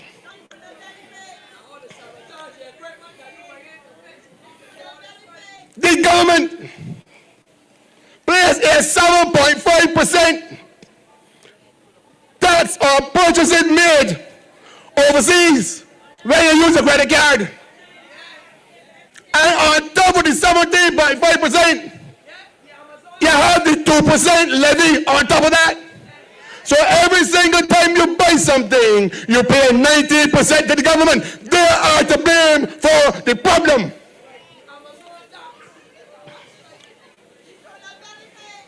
I'm going to get there, girl. Now, there's the one here that I think you need to really come to grips with. This government went after poor people in such a way that they increased and placed taxes on collection of barrels from the post office. They went and collected and put taxes on collecting barrels from the port. But as all, let me tell you what the wicked did. They went and took all the farmers who are in the land lease program, and the farmers used to pay 60 cents for a cubic meter of water, and they went and raised it to $1.80. So if you were a farmer and that happened, but you don't have any choice but to raise your produce, price of your produce that you can sell, it is the government. And what is interesting is this: when they recognize the mistake that they made, they reduced it from $1.80 to $1. But these are foolish people. But I say 40% more, 40 cents more than the 60 cents, you puppets.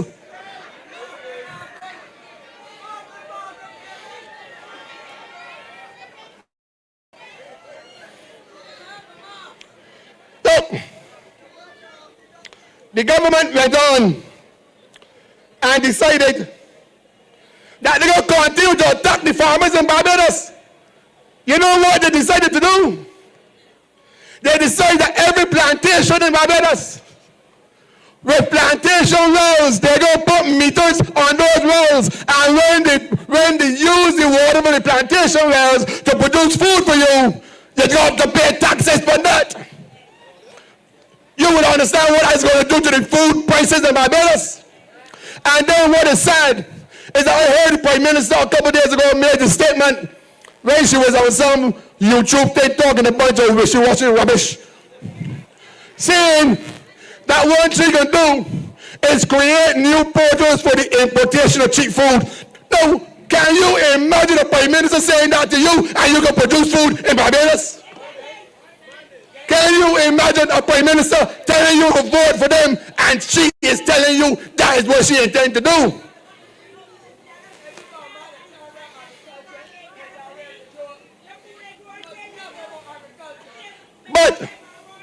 Let me continue to show you why they're the cause. They place a 2.5% health levy on top of you. 1.5% to be paid by the employer. The employer can pass on that cost through selling his goods to the people. You understand?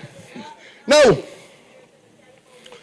in 2022, they decided that they're going to put on a 20% tax on sugar drinks and a 20% tax on salty drinks. But Lord have his mercy, if I starve and hungry, I got to drink what I can't buy. You got to drink what I can buy. Now, this one I find incredible because this happened in the budget that we just had. What she did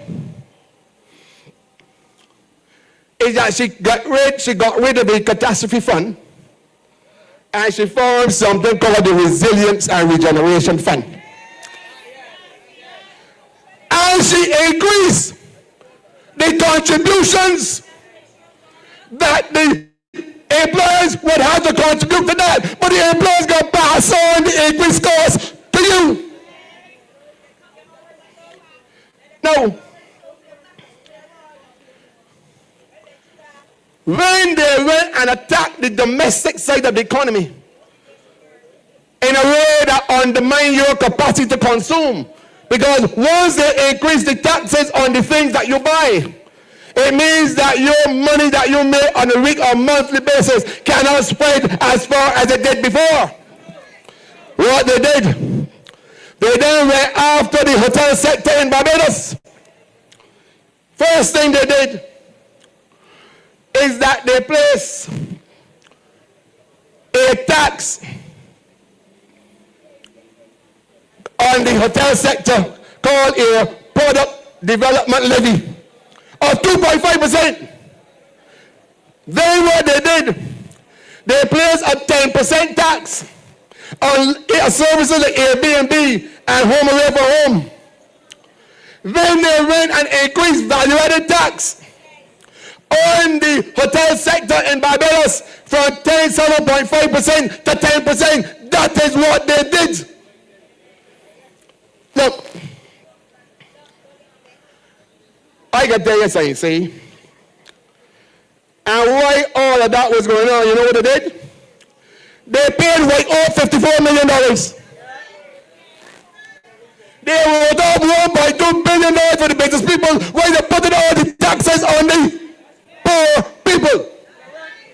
That is the reason why we are suffering in this country and people have challenges on a daily basis buying food and paying the bills. It is the government.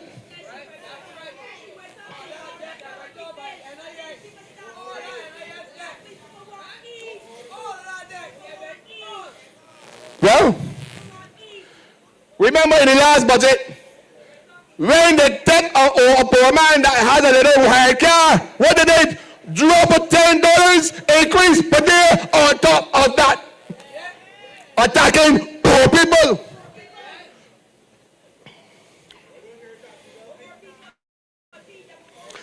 They write off taxes for the wealthy, but they tax the poor people to pay the wealthy. That's what they do.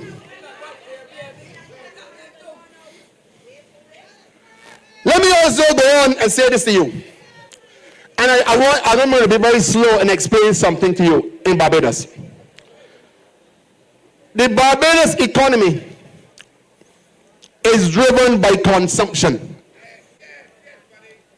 The consumption that drives the Barbados economy is 78%, which means out of all of government, all the production in the country, 78% comes from spending by you and me. If you therefore increase the taxes on me, and prices go up that I have to pay for, the only thing that's going to happen is I have to buy less. Or I have to buy something cheaper. And that is the reason why The government finds itself in a position where it has to be borrowing money morning, noon, and night in order to deal with the loss in revenue going back to the budget. And I will say this to you, ladies and gentlemen. What I'm most concerned about is this. Between January the 23rd, 2023, and December 2025, this government borrowed $6,897,000,000. Between January 2018, May the 24th, 2018, and January 2023, they borrowed $2.6 billion out of that. So between that, from the time they came to office, they borrowed almost $10.2 billion. Tell me what they did with it. Look around Barbados. Where did the money go? Look around Barbados. Where did you see $10.2 billion come? And I got to tell where it's from. I got to tell me. I got to tell Avadat Prasad or whoever you come, when you want to challenge me, you better darn well come good. But I get back up any day I have to say it.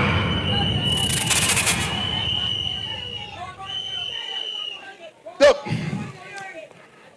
let me explain two other things to you. This government, when it came to office, attempted to pass 3 pieces of legislation that I want every Barbadian listen to me tonight to be very wary of. The first piece of legislation I want you to understand is this Barbados Identity Management Act, this Trident ID. The Constitution of Barbados gives you rights as citizens to, in order to get a passport, in order to get a driver's license, gives you the right to get government services, gives you the right to a passport, and Section 5 of that Trident Act. They say that you have to get your ID to get what you had when you became a Bajan. Are these people foolish? I got the right to have those things when I was born here. You can't bring no legislation to give me what I born with, you idiot. And you need to understand that that legislation, nobody in Barbados must ever stand for it. Never. Because David Espec ain't standing for it. I guarantee you that. Let me tell you the other one. The other one is this cybercrime bill.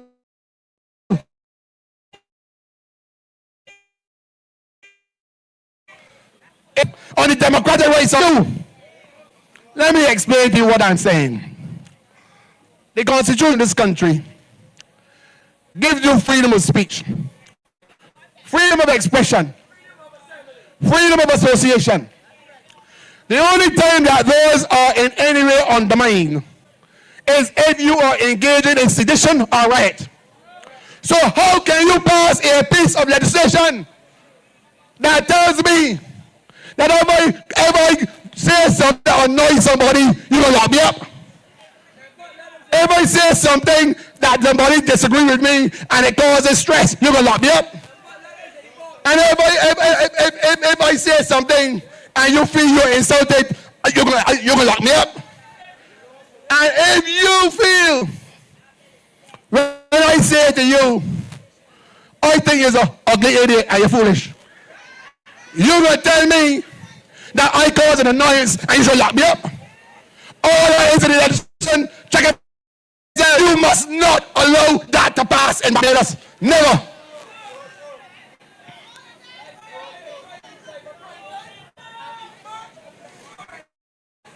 The other one I want to tell you about is this one that the wiretapping legislation, the intercept legislation. That must never come to light in Barbados in its present form. And let me tell you why I say what I say. Because when the Attorney General, well, that smiley one, you understand? That smiley one.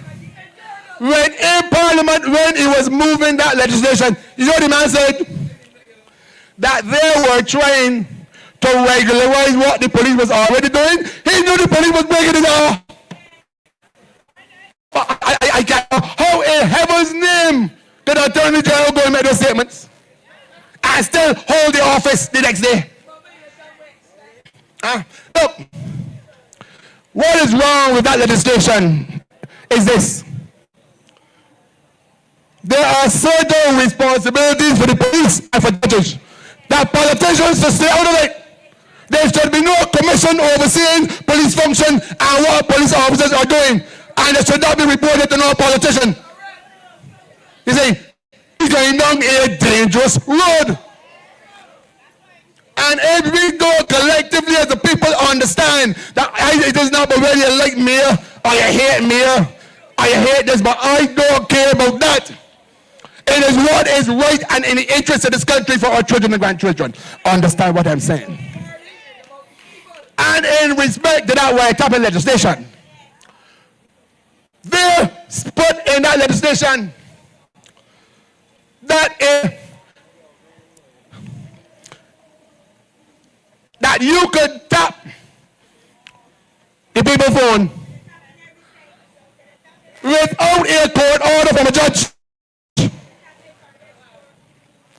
They gave the commissioner of police and they gave a director of the commission the right to tap your phone without a judge court order evaluating the evidence against you to give the right to execute that order. We must not allow that to happen. We have competent judges and we have competent police officers. And if an investigation is done and it is deemed necessary and for you to have an order from the court to tap somebody's phone, go through the right process. And then on top of that, do you understand that they're going to report to a politician? What rubbish we going down with? Look, this other one,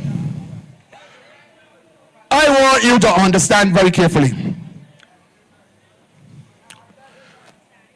This government, when I took up the people land, I gave away to Affection Bank. Affection Bank in 2024, a gross assets was 25.6 billion US dollars.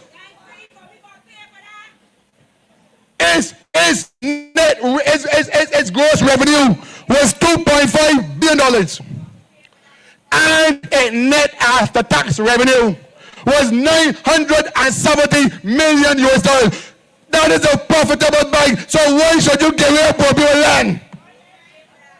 Tell me, why would you do that when they could have afforded to buy it? Say, these are wicked. And then on top of that, when they went to borrow money to rebuild Kensington Oval, Affection Bank is supposed to be a development bank. A development bank lends you money between 1% and 3%. You know what Affection Bank loaned the money at? 8.5%. It got so bad that Antigua, Gaston Brown said, they came and offered them loans at 13%. And then you could have the audacity to give the chairman of that bank the highest order in Barbados. What did he do to earn that? Because he gave you a loan. What not in this country? See, that is why sometimes my mouth is bringing me in trouble, but I will never frighten, man. You see, Because my mommy tell me, son, to thine own self be true. And I therefore, when I speak to you, I tell you what is true, because I have the facts in my files. A medical doctor always do things. He has files at home, and he has files elsewhere.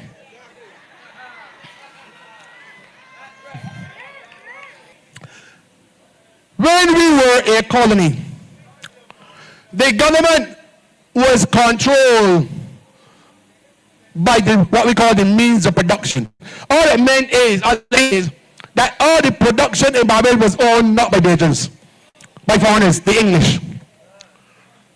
But what has happened? When you become independent and you control your own means of production, they switch to a new strategy. That strategy is to control your thinking, control your mind as you prostitute your hand for the money. Do what we're telling you to do, or you ain't getting the same. That's why I tell you, there are a bunch of whores and prostitutes. Things of all, boots of all today.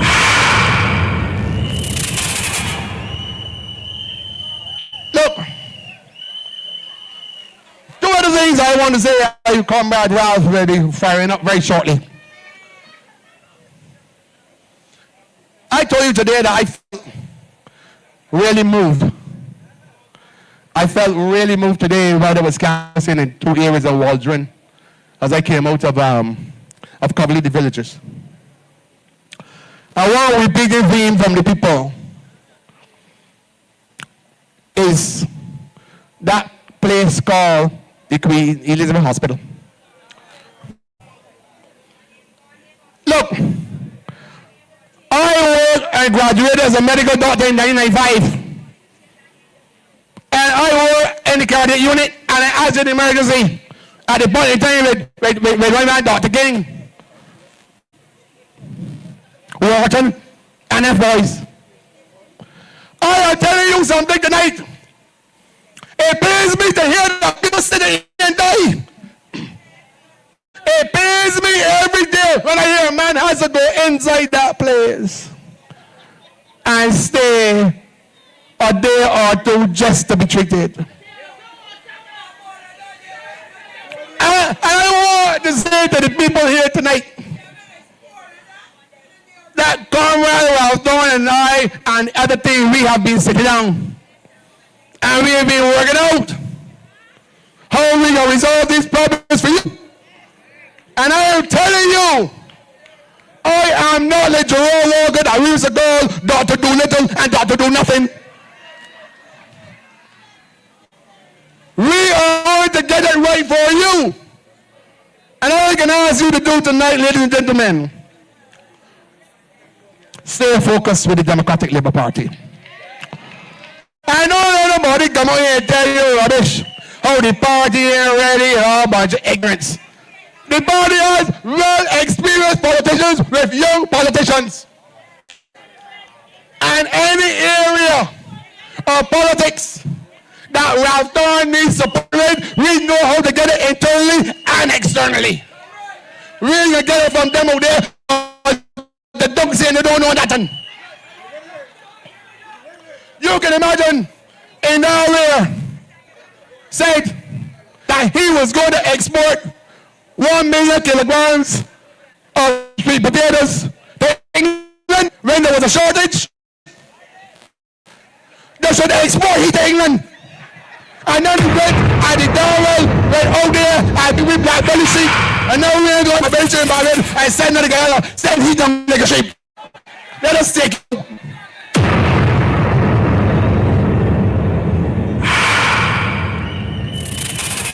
And I told you tonight they are a bunch of liars. Because I told you enough lies about the sugar industry.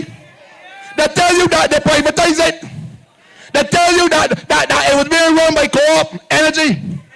And then when it was all done, the head of co-op energy came and said, we don't have the assets, we don't own it, we don't run the industry. And then the government went and terminated the MOU.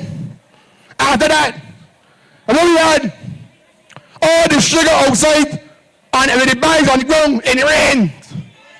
With rats and cats and dogs.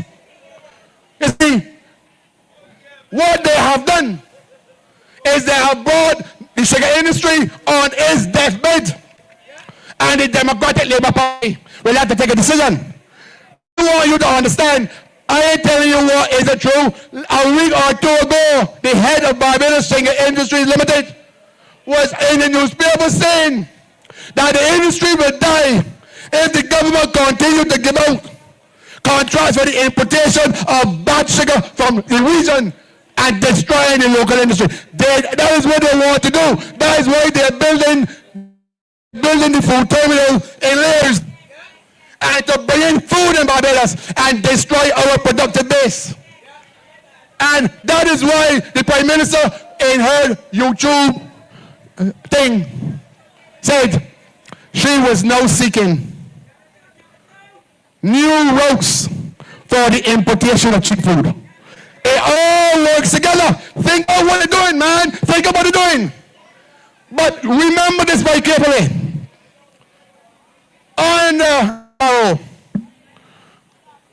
We understood that a small developing country cannot compete internationally on volume and price. And what you have to do instead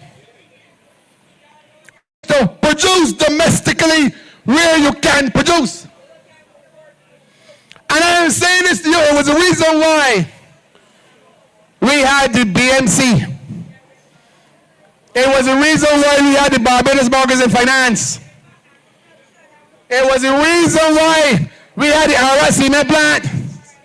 It was the reason why we had the Pine Hill Dairy. It was the reason why we had a whole set of, we had an insurance corporation of Barbados. We had the Barbados National Bank. Because they were owned by the people, producing goods and services for the people, and they went and sell all of them to Trinidad. Look, as I wind up, let me just say this. The next time I have the opportunity to speak, I am going to deal with the economy of this country. And I'm going to show you, as I show you tonight, the taxes that they put on people in this country to increase the cost of goods in the country and services. I will show you unequivocal evidence that all they will be telling you about the economy doing good are all lies. About debt to GDP, the GDP are going up. You know why it went up? Because in August 2018, they revised up the GDP by 10%. In December 2025, they revised the GDP again up by 7.5%. So the GDP went up by 17.5% in Barbados at the time when people can't eat, you can't pay your bills. The police system is having a challenge with crisis, transport crisis, wars and crisis, people suffering, wars and problems, poor people can't buy food, but on top of that, they do that most important free.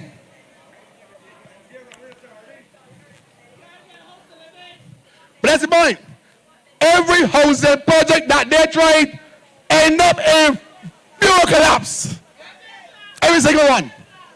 So the point I'm making is, if the GDP increased by 17.5%, how can everything else in the country be getting worse? And prices in Barbados went up by 23%. And you know what raised your salary by? 23 cents.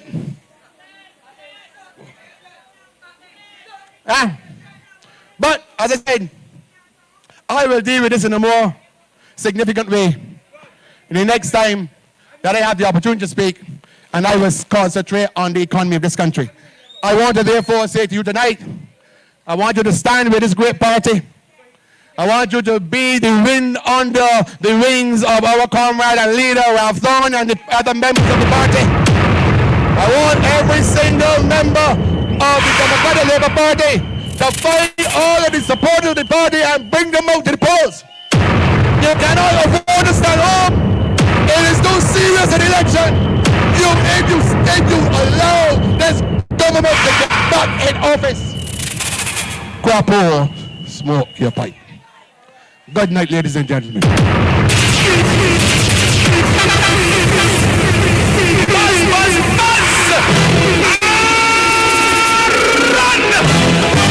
Bees on the loose. Here come the D's. Take the pencil. Let's choose.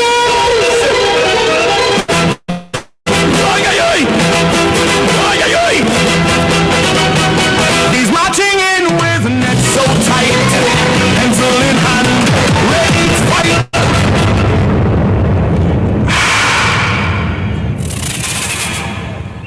No. No. Recently, we had a retreat of the candidates, and Dr. David Eswit was one of the main presenters, and I can tell you that this Democratic Party and us, the young candidates, are very privileged to have you, Dr. David Eswit, as part of our team. Give us a round of applause one more time for Dr. David Eswit.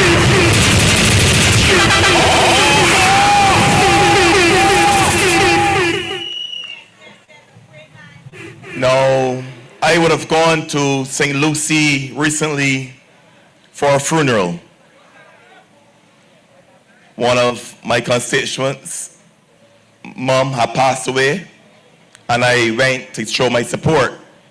And while there, I met someone who told me that I was going to get a lot of lashes. But the thing about it is that I'm going to introduce someone who they call Sixes. His nickname is Sixes. And we are going to see who will get the lashes.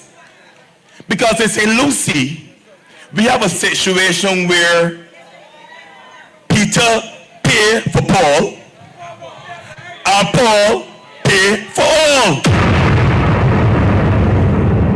That is why there's an unfair and unjust sewage tax where, although they're getting the brown water, they're still paying the same tax that everybody is paying for.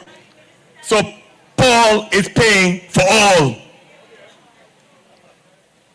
And with no further ado, I'm going to introduce to you the next representative of UC, the man they call Sixes, the community man, Mr. Ian Griffith.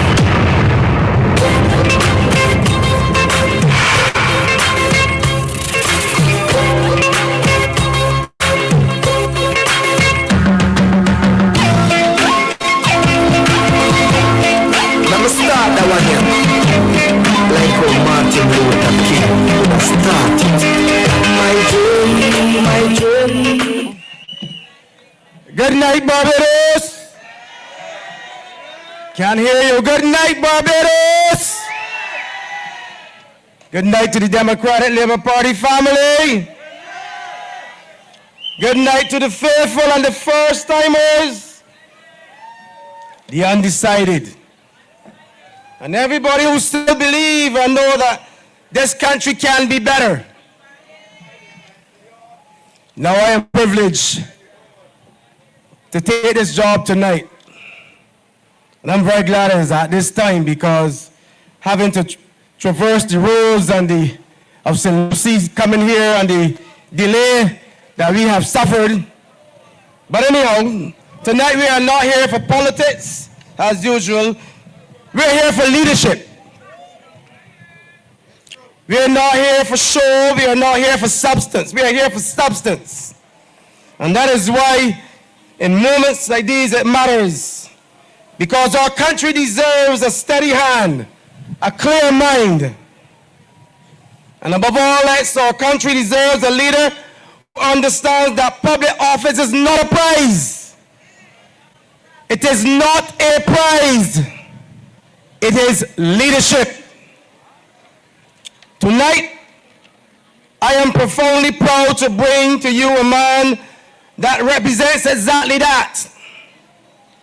Comrade Thorne is a man whose public life has been defined by constitutional integrity, disciplined advocacy, and respect for democratic balance. Even when the other side would like to toss our democracy through the window. He understands that strength of Barbados is not just in beaches and tall, elaborate buildings, but in our institutions, our laws, and the values that keep our democracy standing strong. Now let me tell you something. Ralph Thorne is not new to hard work. And he's not new to serious responsibility. And if by the events that occurred recently in the lower house or anything to go by, you can starve. Because you got to listen to this tonight. I tend to think he is our David. And with him at the control, Goliath will be no more. You hear what I say? Goliath will be no more. My friends, tonight Barbados is at a crossroads. We are at a crossroads. And in a moment like this, we don't need leaders who shout the loudest or with cunning and fancy words.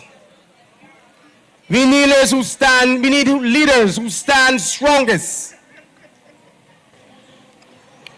We don't need leaders chasing global popularity, fame, and pageantry. We need leaders committed to us, to you, the people of Barbados.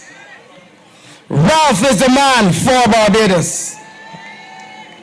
So, ladies and gentlemen, people of Barbados, as I have traveled from the north, the birthplace of our Excellency, Errol Walton Barrow,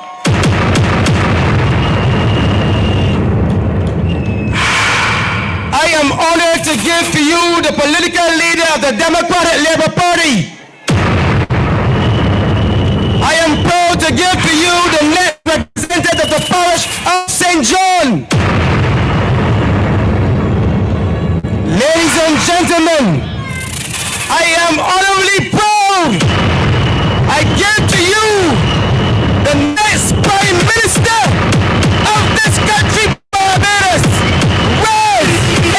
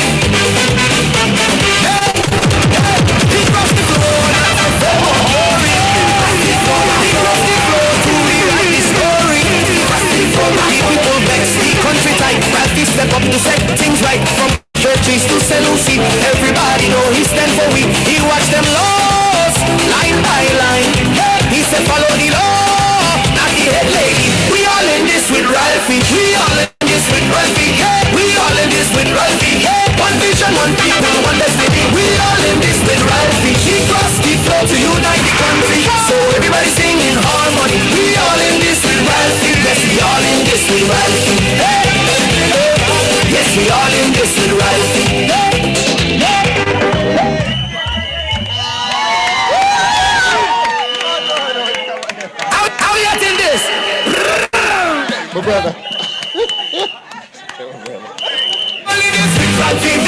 One vision, one people, one destiny. We all in this with Ralphie.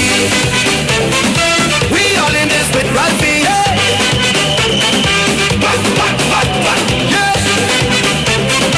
We all in this with Ralphie. Yeah. Yeah. He crossed the floor, not for fame or glory. He crossed the floor to rewrite the story. The people vex, the country tight. Ralphie step up to set things right. From Christchurch to St. Lucie, everybody know he stand for we. He watch them laws, line by line. Hey, he said follow the law, not the head lady. We all in this with Ralphie. We all in this with Ralphie. Hey, we all in this with Ralphie. Hey, one vision, one people, one destiny. We all in this with Ralphie. He crossed the floor to unite the country. So everybody sing in harmony. We all in this with Ralphie. Yes, we all in this with Ralphie. Hey, hey, yes, we are. Thank you very much. Thank you very, very much. As I look directly ahead of this platform, those who arranged it must have put some effort into arranging the particular location of this platform, of this microphone. And I am drawing on the energy that is directly ahead of me. Let us stand and give honor to the name of our Walton Barrow. For the duration of this speech, I will see the image of our Barrow. And it is our Barrow from whom I will draw inspiration tonight. But I also draw inspiration from the children and the grandchildren of our Barrow. Here in this square.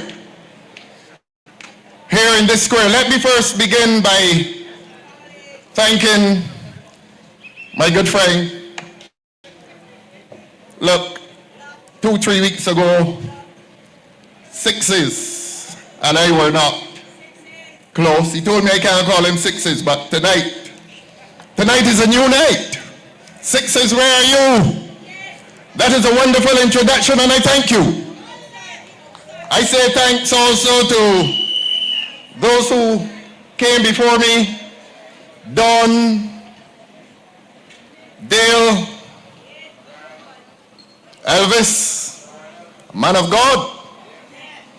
This is a platform that will bring to you some of the outstanding, thank you, young Barbadians. Dr. Elvis Wickham, I say thank to you tonight. And thanks for all that you have done for this great Democratic Labour Party in perpetuating the legacy of Errol Walton Barrow. And I thank Dale Rowe. Dale knows that I feel very specially about him and towards him. Man who speaks honestly of his beginnings. And he is a man who speaks proudly of his beginnings. And we love him for it. We do love him, and the city of Bridgetown will love him even more for it. This lady has become Democratic Labour Party's female rock of Gibraltar. One of the people sparked the death in her speech of one of our patriarchs, Mrs. Sybil Leacock. And little does Verla know, she will now stand in the stead, the vacant stead left by Mrs. Leacock. Again, one of the outstanding ladies who guided this party. And Verla now sits in stateswomanship.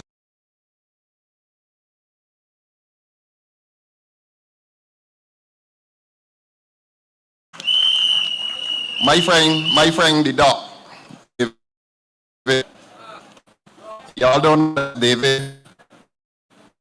So, at the University of the West Indies, when he and I were there together, this is no overnight thing. I go years back. And David, I don't know, I can't see this crowd, but you know, some people had some design that David and I should be separate. Should be separated. That was design. But we recognize our history, our personal history. And we recognize our joint mission for this Democratic Labour Party, for this Barbados. And what our histories have put together, no man, no mischief will put asunder. The love that has passed between David and I as brothers, as the children of Errol Walton Barrow, that love will not be put asunder. That brotherly love will not be put asunder by any man. I hear a lady saying, can't break that bond. You can't break it. David, you're my brother. And I love you, my brother. I thank you tonight for the endorsement that you have given me tonight, and all of the speakers. And you. There's something that has drawn this crowd here tonight. It's nothing physical, you know. It's nothing physical. We wrestle not against flesh and blood, but there's something happening tonight in this country, happening to your country, and we wrestle against it. And it is not only flesh and blood, but it is spiritual wickedness in high places. And we thank you for continuing the struggle. We thank you. This Democratic Labour Party thanks you, its members and supporters, and the people of Barbados, that you have the courage to wrestle not against flesh and blood, but against spiritual wickedness in high places. I saw it out there. I saw it behind me. For the last 2 years, I observed it, and beyond 2 years, I observed it. It's behind, physically behind me, that parliament. But I can turn my back on the parliament tonight and look at that gentleman called Errol Walton Barrow, and it is his fault. It is his fault that will lift this country out of the depths of despair imposed upon the people of this country by the Barbados Labour Party. We wrestle not against flesh and blood, but against spiritual wickedness in high places. I will see you tonight about that.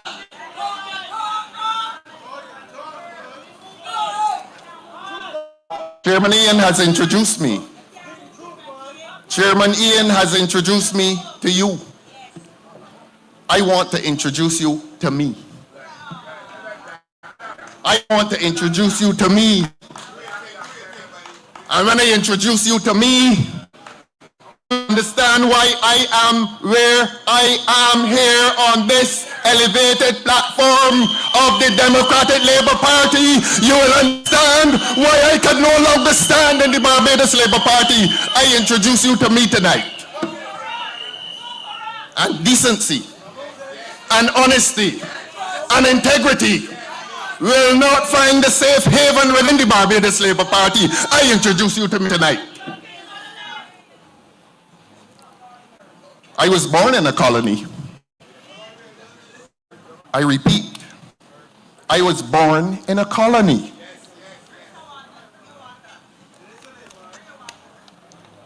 I was born in a British colony. And there are a lot of people here tonight who understood what it meant to be born in a colony.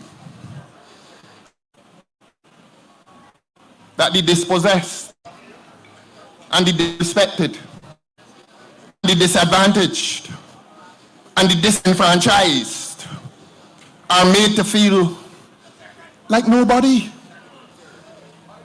I'm not supposed to be here leading this party. I was born in a colony among the disadvantaged and the disrespected and the dispossessed and the disenfranchised. I was born in a colony.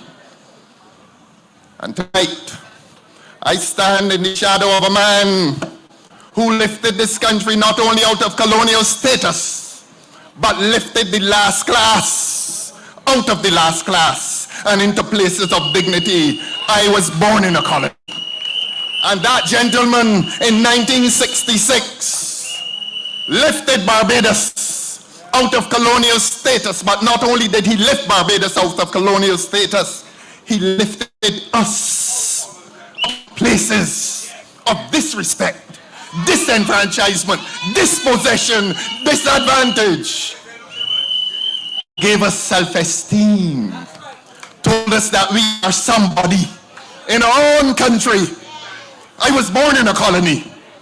And in 1963, when I went to Grayson Primary School, I sang God Save the Queen. I sang God Save the Queen, young people. And I want the young people here tonight and the young people in Barbados to understand that your history is important, and that your parents are important, and that your grandparents are important to you, and the experience that they had. You must connect yourself to that experience and applaud them even for survival. Applaud them for their own survival. Because if they did not survive, you would not be here tonight. We wrestle not against flesh and blood, but against spiritual wickedness in high places. We were born in a colony. And at Grace Hill, as I said before, and I'll say it again, I sang God Save the Queen. And that gentleman in whose shadow we stand tonight ensured that we would change the lyrics of the hymn in plenty and in time of need. When this fair land was young, in 1966 I sang that. I left Grace Hill in 1966, July. This is personal testimony tonight. This is the testimony of a little black boy from Grisettes tonight, who transferred from Grace Hill and went to Wesley Hall, and for the first time, I sang our national anthem and went to the Q Church. Mahamda Zvadni went to the Q Church. I have a lot to say tonight, personal testimony, because the boy from Grisettes is part of the experience of this man. And I know how it is to be poor in this country. I know how it is to be disadvantaged and dispossessed and disenfranchised. And all the wrong, all of the injustices that meet poor people in this country. Poor people in this country. And it is this Democratic Labour Party that has given voice, that has given a place of pride to poor people in this country. I was born in a colony. And tonight we are no longer a colony. Or so we thought. Because this Barbados Labour Party is returning the majority of people in this country into colonial status. That is what they're doing. But the little boy from Grisettes, I run all about Grisettes barefooted. Nothing to be ashamed about. I was not supposed to be here in leadership of any party. I don't know who brought me here. I don't know. But the afternoon I walked in to the Democratic Labour Party and Derek Arlene embraced me. My friend Derek Arlene and Patrick Dollop embraced me.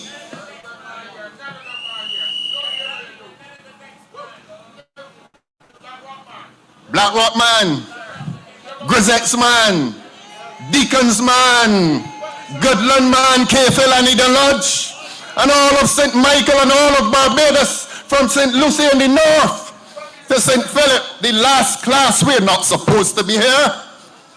We were not supposed to be here. I was born in a colony, and in a colony, people like me don't come to these places. But tell them that we are here, and nobody ain't moving we. Nobody ain't moving we.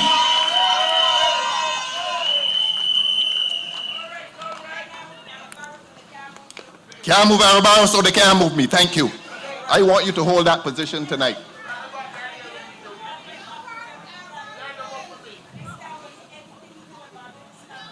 All about Grisettes barefooted. These feet know the dust of the village. These bare feet walked across Long Gap as a little 5-year-old boy to Grace Hill Primary. And when I'm asking my mother why you didn't send me on the short distance up the hill to Montgomery, her position was, you gotta learn the long road. I was born in a colony, you know, and transferred from Grace Hill to Wesley Hall in 1966. Why not go to Montgomery? Montgomery was the short road. I would have gone 5 minutes up the hill. This little scrawny fella walked 2+ miles, almost 3 miles, every morning, every evening, challenging the traffic of Barbados Hill and the deep gutters, and you're frightened that you fall in the deep gutter. And Eagle Hall corner was a difficult corner for a little 6, 7, 8-year-old boy to negotiate. You could have died so easily. But every now and again an adult came along when the village was the village and took us across the street. When Barbados was Barbados. I'm not supposed to be here, you know. We're not supposed to be here, you know. This place was not designed for people like us. We were born in a colony. And when I asked again, why Wesley Hall? 5 minutes up the hill to Montgomery. Our little house was nestled in the hill of Grisette's, Rockhampton Road. Grisette's a place that I love with all my heart, and I would not change it. I saw some Grisette's people here tonight. And the love that I feel for Grisette's and for my people and Spooners Hill and my people is a love that is unsurpassed. And we feel the love for our villages. Because when there were authentic villages, there was love. I wrestle not against flesh and blood, but against spiritual wickedness. In high places, I was born in a colony. And tonight we are no longer a colony. And then I moved from Wesley Hall to Harrison College. And I put this into writing. And I want to tell you, I'm not going to spend the whole night on my biography. But I want to tell you tonight that moving from the poor little boy running up and down Grisette's and the Grisette's playing field in bare feet and moving to Harrison College, you then begin to occupy two worlds. You begin to occupy two worlds. Because for a little black boy coming from Grisette's, going into Harrison College was a new culture, a different culture. And I mean them no disrespect tonight. But there was a sense in which Harrison College represented the values and the attitudes of the colonizer. And some of us, and many of us, were made to feel that we did not belong. But God is a good God. And God is a merciful God.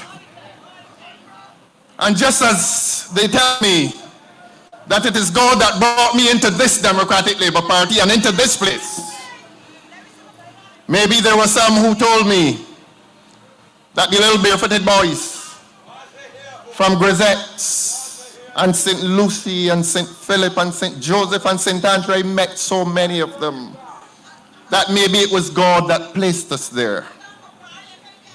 And we, indeed. Say it again, ma'am. Were it not for Errol Walton Barrow, he would not have been in there. And the greatest revolution that took place in this country, I say it all the time and I will say it again, took place in 1961 on the night of the election that election, James Cameron should have told me this story. Sir James Cameron should have told me this story while I was at the University of the West Indies. That on the night of the election, Errol Walton Barrow turned to him and said, James, what are we going to do with this mandate? What are we going to do for the people? What can we do? And Sir James answered with one word: education. Education. And when James Cameron Tudor uttered the word education, it lifted the lives of the people of this country who had been born in a colony. And it was a natural progression that 5 years later, it would no longer be a colony. Thank you, Errol Walton Barrow. Thank you, James Cameron Tudor. Thank you to the Democratic Labour Party. Thank you to the people of Barbados. I was not supposed to be here. You were not supposed to be here either. But there's a God. And there's God's children as well. People who take the time to practice something called social justice. People who take the time to bring fairness into the lives of people. And I tell you, my endurance over the last 2 years has been an interesting endurance. And I confess to you that many people come and tell me about the calling programs and what they're saying about me. I don't listen. I don't listen. I don't listen. This has been a journey. This has been a journey not made by those men, nor those women. The good among us have convinced me that this path has been a divine path. And I don't say that lightly. This sinner, I am a sinner. This sinner does not say that lightly, but this sinner believes in God. And I must do. I must do. It has not been an ordinary journey. But the journey did not begin 2 years ago. The journey began with the little barefoot boy from Grisette, who grew into a man. And the experience of this man contains the experience of the boy. And the boy is joined to the man. And the boy that was surrounded by social injustice in this colony, that experience has influenced the mind of the man who has been placed into leadership of this party tonight. I wrestle not against flesh and blood, but against spiritual, and let me add, political wickedness in high places. I was not supposed to be here. I was not even supposed to be in the parliament. They can go up to St. John and they can spend all the money that they took from you. My message to the people in St. John: take it back. It is your money. Take it back. They didn't have the time to fix the roads. They didn't have the time to provide housing for poor people. They didn't have time to alleviate the suffering of poor people in this country who can't send their children to school because they don't get breakfast. And they don't want me to say, they don't want me to speak truth to the people. They don't want me to speak truth to them. They don't want me to speak truth to them because they believe that their power must dominate us for the rest of time. I was born in a colony. You were born in a colony. We're not going back there. We're not going back there. And it is the Barbados Labour Party that has taken this country on the road back to colonial status. Are we going back there? We're on the road to freedom tonight. We're on the road to freedom tonight. And the little boy found himself in State House. My mother passed in 2023, November. I beg your pardon, September. My father, he passed in August 2004. You know, I spend many days wondering if my mother were alive, if I would have done this. The abuse, the the cursing, I can't find the words to describe my endurance. But the little boy from Grisettes, as the song says, there's something inside so strong. Something inside so strong, and they don't understand what made us. They don't understand that when those people were in the cane fields, it was strength. Not only physical strength, but spiritual strength. And we are products of that. And we know how to fight. And we know how to work hard. And we know how to resist the enemy. We know how to do it. This is not about flesh and blood, but we resist spiritual wickedness in high places. Welcome to the village. Welcome to the village that became a nation. Welcome to the Democratic Labour Party that was made by Errol Walton Barrow to take this country out of the status of village and turn it into a nation. We are the children of this nation. We are the legitimate children of this nation, and we must never for 1 minute of the day believe that this is not our place. We must never believe that Barbados is not our place. And that's why you will see on our shirts and on all of our paraphernalia, Barbados first. It is a term that says a lot. It is a term that speaks as to our rightful place in this land. This land where our forefathers worked hard, and taught us how to work hard, and taught us how to take the long road when the short road was too easy. Parents and grandparents. And anytime we deny our parents, and anytime we deny our village, we deny ourselves. And this is not a party, and it should not be a country that is into denial of self, that is into denial of our past, because it is our past that gives us strength. So help us, God. I was born in a colony, and you were born in a colony, and we are here tonight. Let us announce the Democratic Labour Party here tonight in the Square of Independence. We are here tonight. And are we going to stay here? Is this our country? Are we going to put Barbados first? We're going to take it back. We're going to take it back. We're losing it. And unless we join our hands, and not only join our hands, but join our hearts in the struggle, our children will also grow in the new colony of the Barbados Labour Party. And look at what the Barbados Labour Party is doing to the children of this country.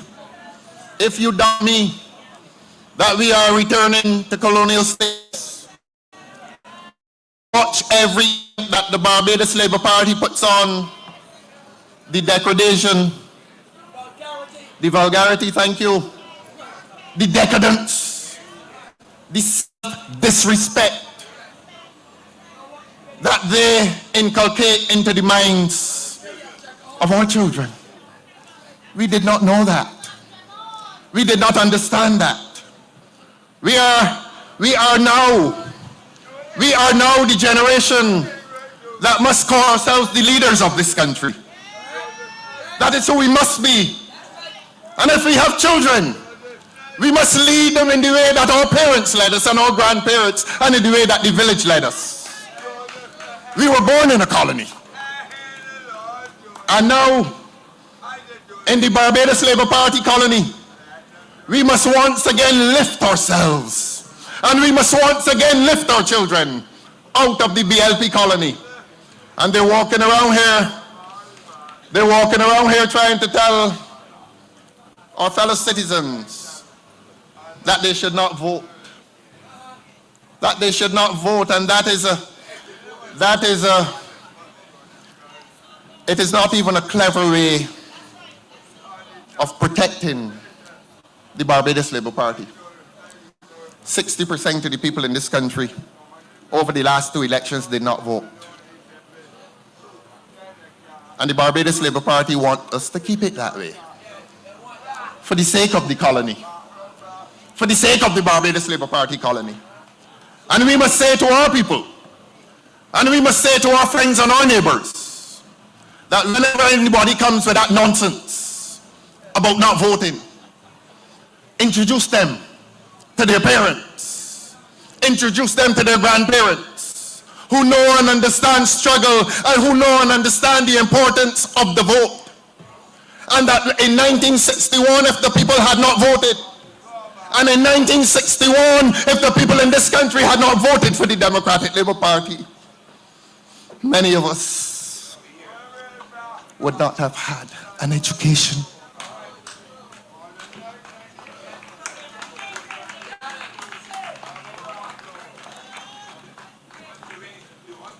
When you walk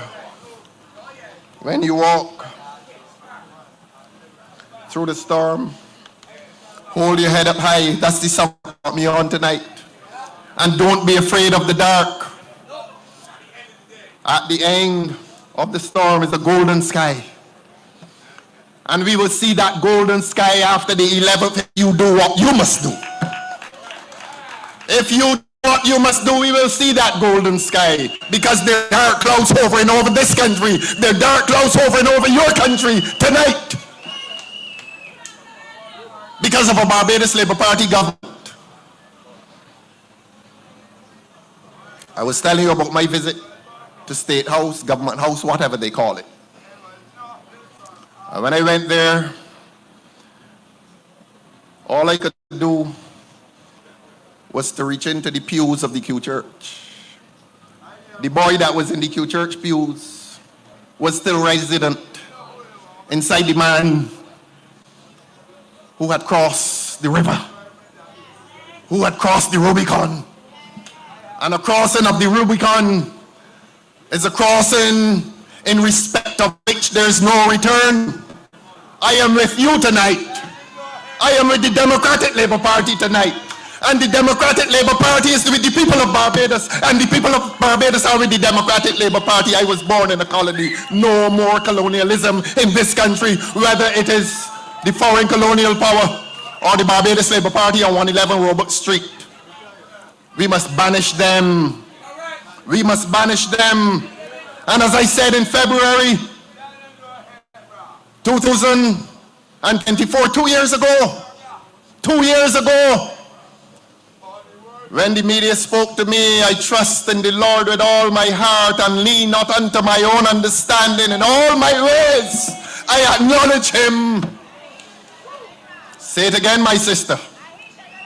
And he shall direct my path. What is your path tonight, Barbados? Barbados is your path, the path of apathy. Barbados tonight is your path, the path that will deny yourself the right and the duty to change this government. This is illegitimate government. This is corrupt government. This is government that has no regard or respect for the people of Barbados. And even less for the poor people of Barbados. We, the poor people of Barbados who were born in the colony, disrespected, dispossessed, disenfranchised.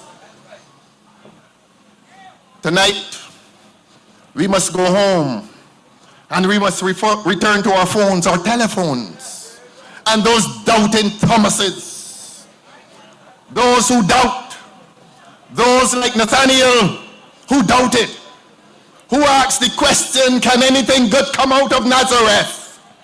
We are the answers to that question. This Democratic Labour Party is the answer to that question. Can anything good come out of Nazareth? And I want you to say on the 11th of February, come and see.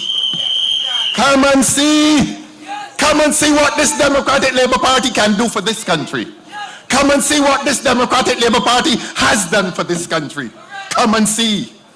That is the message we send to them. So don't let any clever people come telling you nonsense about not voting. They know what they're doing and they know why they're doing it. They know that it is very likely that less than 25% of the people in Barbados, the electorate, intend to support this Barbados Labour Party. They know that. And they're afraid. And they will do anything. And all the threatening letters that they send to me don't faze me. I don't even open them. They write on the cover and call me all kinds of names. I don't even give them to the police. I have them there at the office. All kinds of things. And you know, you learn to enjoy the threats. You learn to enjoy the abuse. Because it means you're hurting them. And we are going to hurt them. We're going to hurt them on February 11. We're going to hurt them. And in advance, they're feeling the pain that the people of this country intend to impose on this illegitimate government called the Barbados Labour Party. They're feeling the pain. And they're acting in advance. So all the threatening letters, unopened as they are, all the abuse, or what they call a calling program, some of them seem obsessed. I don't worry about that. I don't worry about that. They know the struggle that my parents went through. They know the struggle that your parents went through. They know what it was to be at a workplace where if you got injured, there was no national insurance before that gentleman came along. Do they know that? Do they know that? And do they understand that the daily attacks on me and this Democratic Labour Party do not pain us? Because our parents have already borne the pain for us. They've already borne the pain for us. They died and suffered like Christ. They died and suffered when they died and suffered. And that is why we must have the courage to press on. This is not about us now. This is the legacy of our parents. This is the future of our children. And are we parents tonight? And if there's any parent in this country who says that he will not vote, he does great dishonor to his children. If he cannot see what this Barbados Labour Party is likely to do and is doing to his children when a Minister of Education writes a letter to a little primary school child and says to him, count the dollars that we spend on your education, and it contains a veiled threat. The threat to remove from the little children of this country the free education that that gentleman there. Look at him tonight and do him honor. I told you this was a colony. And I told you that gentleman elevated and liberated us from the colony. I told you that. And I told you that the last 7 years of famine have returned us to colonial status. Let your voices ring loud in their ears.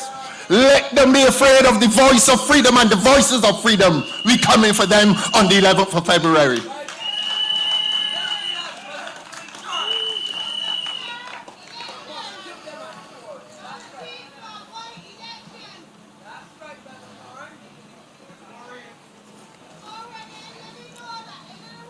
I want to tell you, I've told you my history, a short part of it. And it is my history that has brought me here. That fits in with your history, and your history fits in with mine. I can't see a millionaire in this crowd. I can't see a man in this crowd who controls the commanding heights of the economy. Not one. Why do we do this? And why have we done this for generations? We have done this for our freedom. And it is necessary to continue on that path to freedom. And I repeat, the Barbados Labour Party government has reversed from the freedom that the people in this country had. And I've said that to you to tell you about Errol Barrow's project in social democracy. Social democracy, it is not, let it not be words that escape your comprehension. All social democracy is a joining of the resources of the private sector with the power of a government. And in a country of social democracy, a government encourages the private sector. Whether it is the very wealthy private sector or the small entrepreneurs, it's the private sector. And the government joins with their rights and freedoms its own power to tax. Its own power to tax. Because it is taxation that enfranchises those who have little and in many cases have nothing. And so the government becomes the trustee, not only for a sector of population, but for the entire population. The power to tax is one of the most important governmental powers in a country. And we will demonstrate to you how this government's taxation policy intends to return the people of Barbados back to colonial status. We will demonstrate that to you. And because of government's power to tax, government has been able to gather resources to support the social services, healthcare. It is your taxes that built the Queen Elizabeth Hospital where you don't pay. That they're not supporting. I told you we're becoming a colony again. It is your taxes that has made education in this country free. That they're mashing up there, Colleen says. It is your taxes that provides a transport board, and I will say again, the transport board is not about financial profit. The transport board is about moving poor people from St. Joseph to Bridgetown and back to St. Joseph. That is what the transport board is about. It's a social service. And it is a social service financed by you, the people of Barbados. The taxpayers paying their taxes to a caring government. Is this a caring government? Can it be a caring government when they threaten to close the transport board and the pensioner from Glen Burnie and St. John cannot get a bus and pay $3.50 and get to town and back home at 10 or 11 o'clock in the morning? Is this a caring government? And so that is what I mean when I speak about the project in social democracy. A compassionate government and an intelligent government that understands that taxation must be collected, and much of that taxation must go to the provision of these social services. Education. I repeat, that letter that was sent to the primary school children, and I'm saying the primary school children, not the parents. It is the sword of Damocles hanging over the head of all little children in this country when the government is saying to them, either you behave yourself or else. Or else what? Or else the government is going to make the little children of this country through their parents pay for education. That is a failure of the project in social democracy. This Barbados Labour Party government is destroying the project in social democracy that has lived in this country since 1961, when education was made free, when education was removed from the realm of privilege and became a right for all Barbadians. I was born in a colony too, and you were born in a colony. Where are we tonight? Back in the colony. And we in Barbados understand this, and we in Barbados understand the importance of voting come February the 11th, because colonial life in this country under the Barbados Labour Party must come to an end. It is as serious as that. We cannot afford not to vote. We must vote. Our life and the lives of our children depend on the exercise of that right. This is no ordinary journey to a polling booth. This is a journey to recapture and retrieve the life of this country. This is a journey to protect our little children. This is not so much about us who are past 50. This is about doing for our children what our parents did for us. That is what it is about. So defy any man or any woman and teach them. Teach them the reality of what is happening in their country.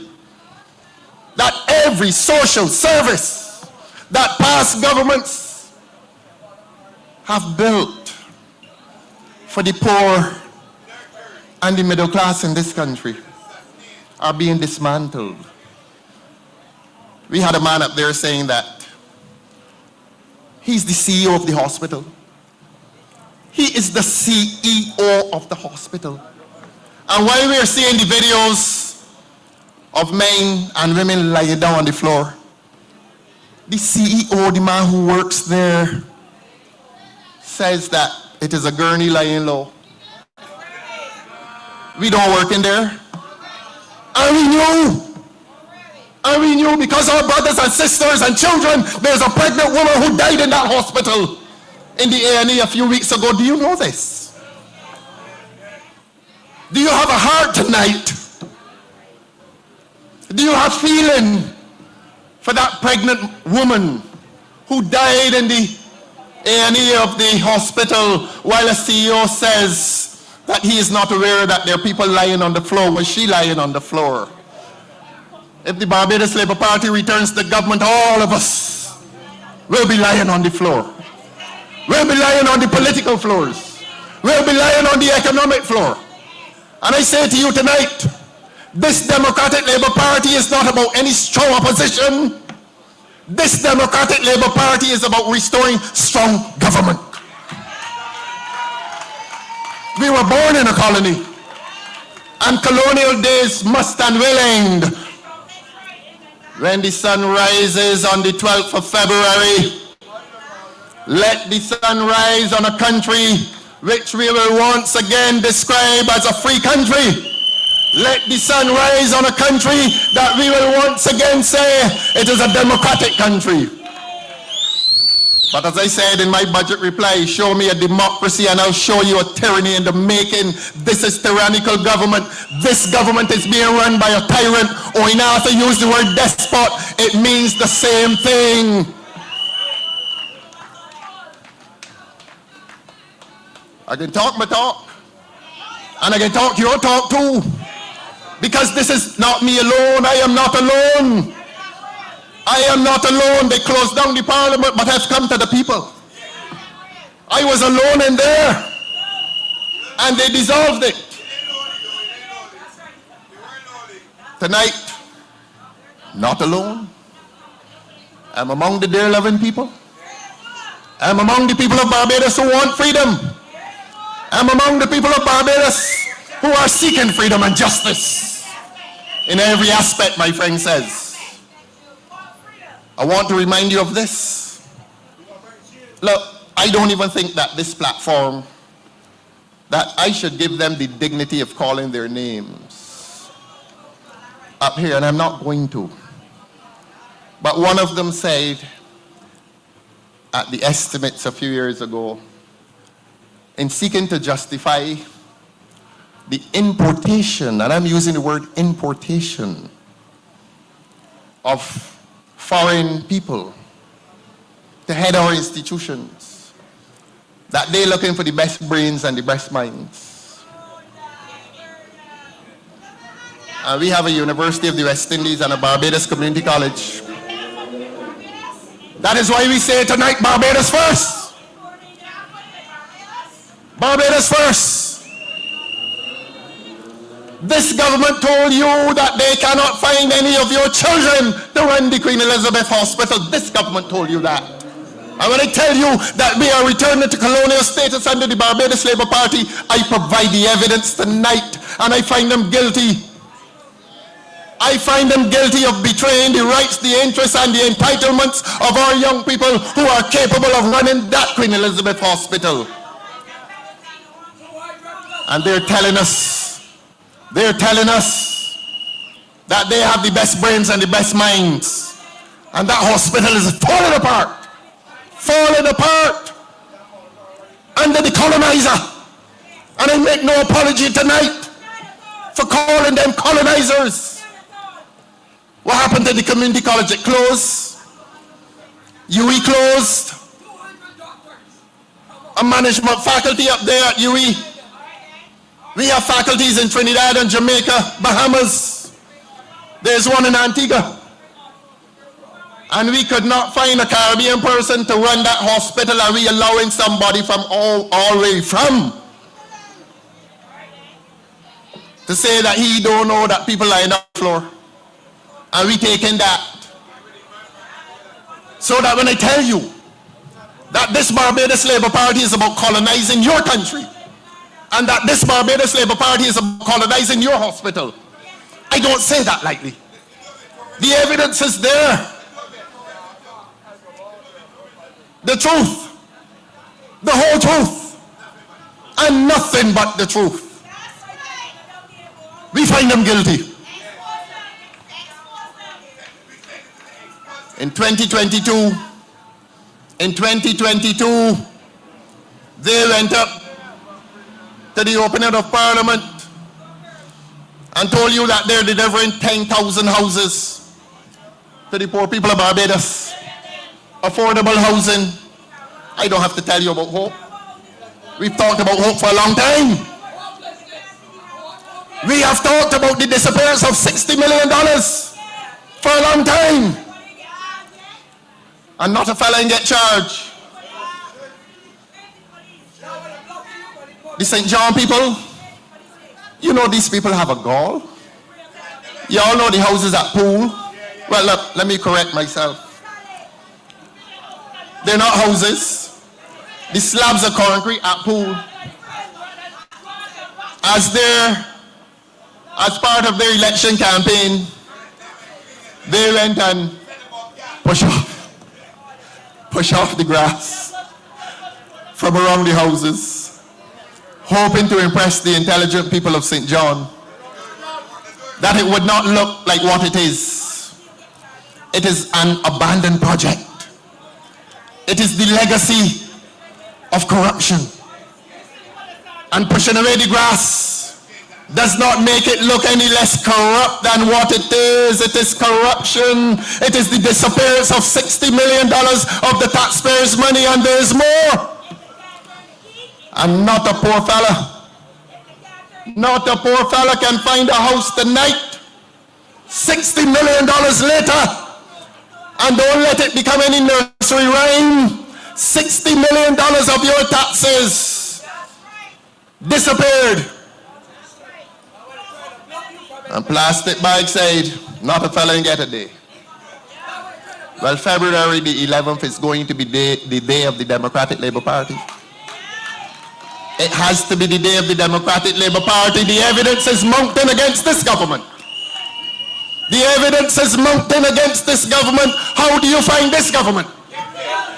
On the charge of corruption, how do you find this government? On the charge of squandermania, how do you find this government? On the charge of failing to control crime in this country, what is your verdict?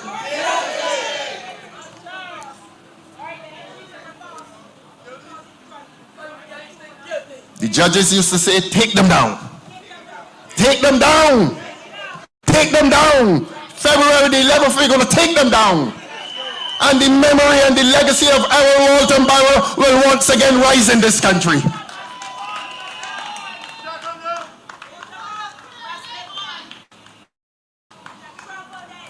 So I told you about the mixed economy and the provision of the social services, and I told you about housing and health and education. The bus service, every corner I turn in St. John, and I know it is the experience of all of our wonderful candidates across the rural areas of Barbados, that the bus service is poor and that it gets worse from day to day. But they took up a fleet of buses and took them down to St. Lucie to watch the abuse of two of our precious children. They have hastened this election because they are in a hurry to destroy poor people in this country.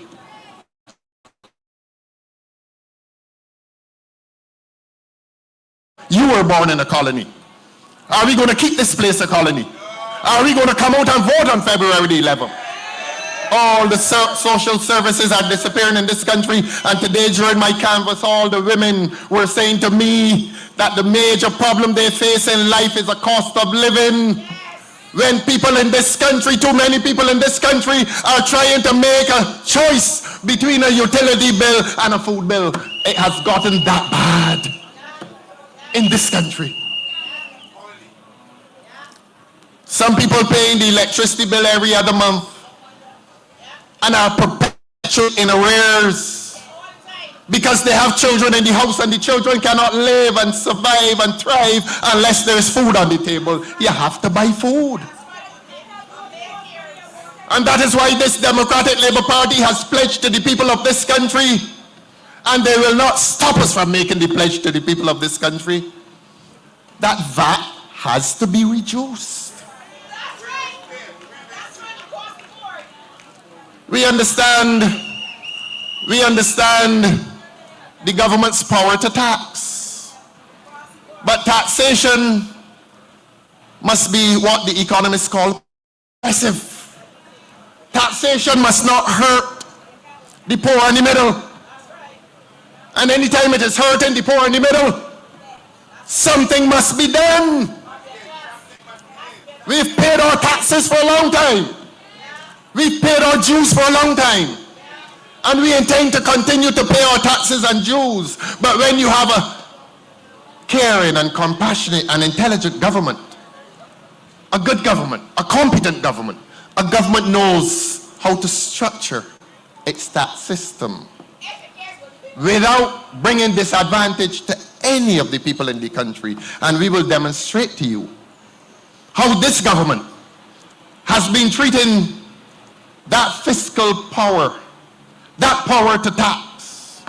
And I will give you an example in finding this government guilty and leading the evidence against this government that they don't care about the poor and the middle class in this country, that we are overtaxed and the burden of taxation is killing the poor in this country. And I will repeat that too many children are going to school unfed, if they go to school at all. And so it is our proposal, serious proposal, that VAT must be reduced from 17.5%. It has become too much of a burden for the poor and the middle class in this country. The two-car families that only have one car now because the company picked up one. Y'all didn't know this was happening in Barbados. The one-car family, the family of a single mother driving her two children to school who can no longer afford to pay for the car. And the debt collector drives it away and her world crumbles. If you have tears, as Shakespeare said, prepare to shed them now. A lot of people in this country are suffering in silence. And they're suffering in the dignity that that man gave to this country. And come February the 11th, we will relieve ourselves of the pressure and the indignity of suffering and the burden and the pain and the anguish. The anguish that is associated with our inability to pay our bills, to buy food. And if we can't buy food, we cannot pay the utility bill. And if we pay the utility bill, we get hungrier. But we in this country are hungry for justice. And we're going to get justice on February the 11th. On February the 11th. And let me demonstrate to you how this government is treating its power to tax. Just one more example. This government gave concessions to people who own villas. Any villa owners in this crowd, please? I mean you no offense. Any villa owners in this crowd, please? Anybody owns a 9-story building that is villas? Anybody of that description is present, please? Well, if you're present, I apologize to you for identifying you. But this government and that parliament behind my back went out there a few months ago and gave generous concessions to those who own villas. I'm not going to call their names. Not here to do that. Not here to embarrass anyone. But they gave concessions to villa owners. I see them going up all over the place, 8 and 9 stories. And the same government, maybe in a matter of weeks, came back and put heavy taxation on the poor and middle class people in this country who own an Airbnb. And all an Airbnb is a part of the house that has been converted into an apartment for rental to tourists so that the old retired people can add to their pensions and get an income. Maybe it is pound sterling or the US dollar. And that is all they're doing. All they're doing is trying. All they're doing is trying to survive. And this government that lacks in compassion gives generous concessions to the rich who own villas. And within the same month, they impose heavy punishment and heavy taxation on the little old man or the little old woman whose children have left and gone overseas, and they're in the house in a corner by themselves, and they say, this extra space must now make money for me, and this government has punished them for trying to make a living. Thank you, sister. And that is the kind of government you're going to keep. And that is the kind of government that you have some psychopaths walking around here saying, man, we not voting. For a government that is so callous and deliberate in its policy of suppressing poor people in this country, they're callous and deliberate, I say. It is not an accident. Everything that this government is doing is aimed at destroying the dignity and the prosperity that came to our lives after we were educated in 1961, and when we ceased to be a colony in 1966, and when this Democratic Labour Party established NIS. All of that.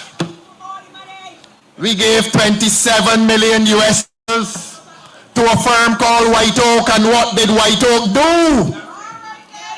Took 1.3 billion in something called a debt restructuring program.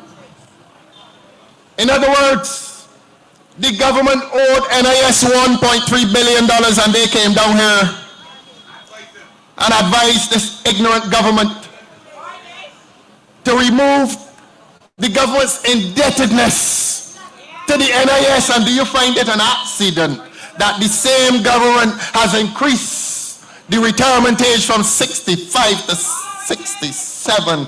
All of it is a consequence of that so-called debt restructuring program, and they paid the 27 million US dollars. They can't sue me because the Financial Times of London wrote an article in the Financial Times, a respected financial magazine in England, and criticized the payment of 27 million US dollars, your dollars, to a firm to help to impoverish your NIS.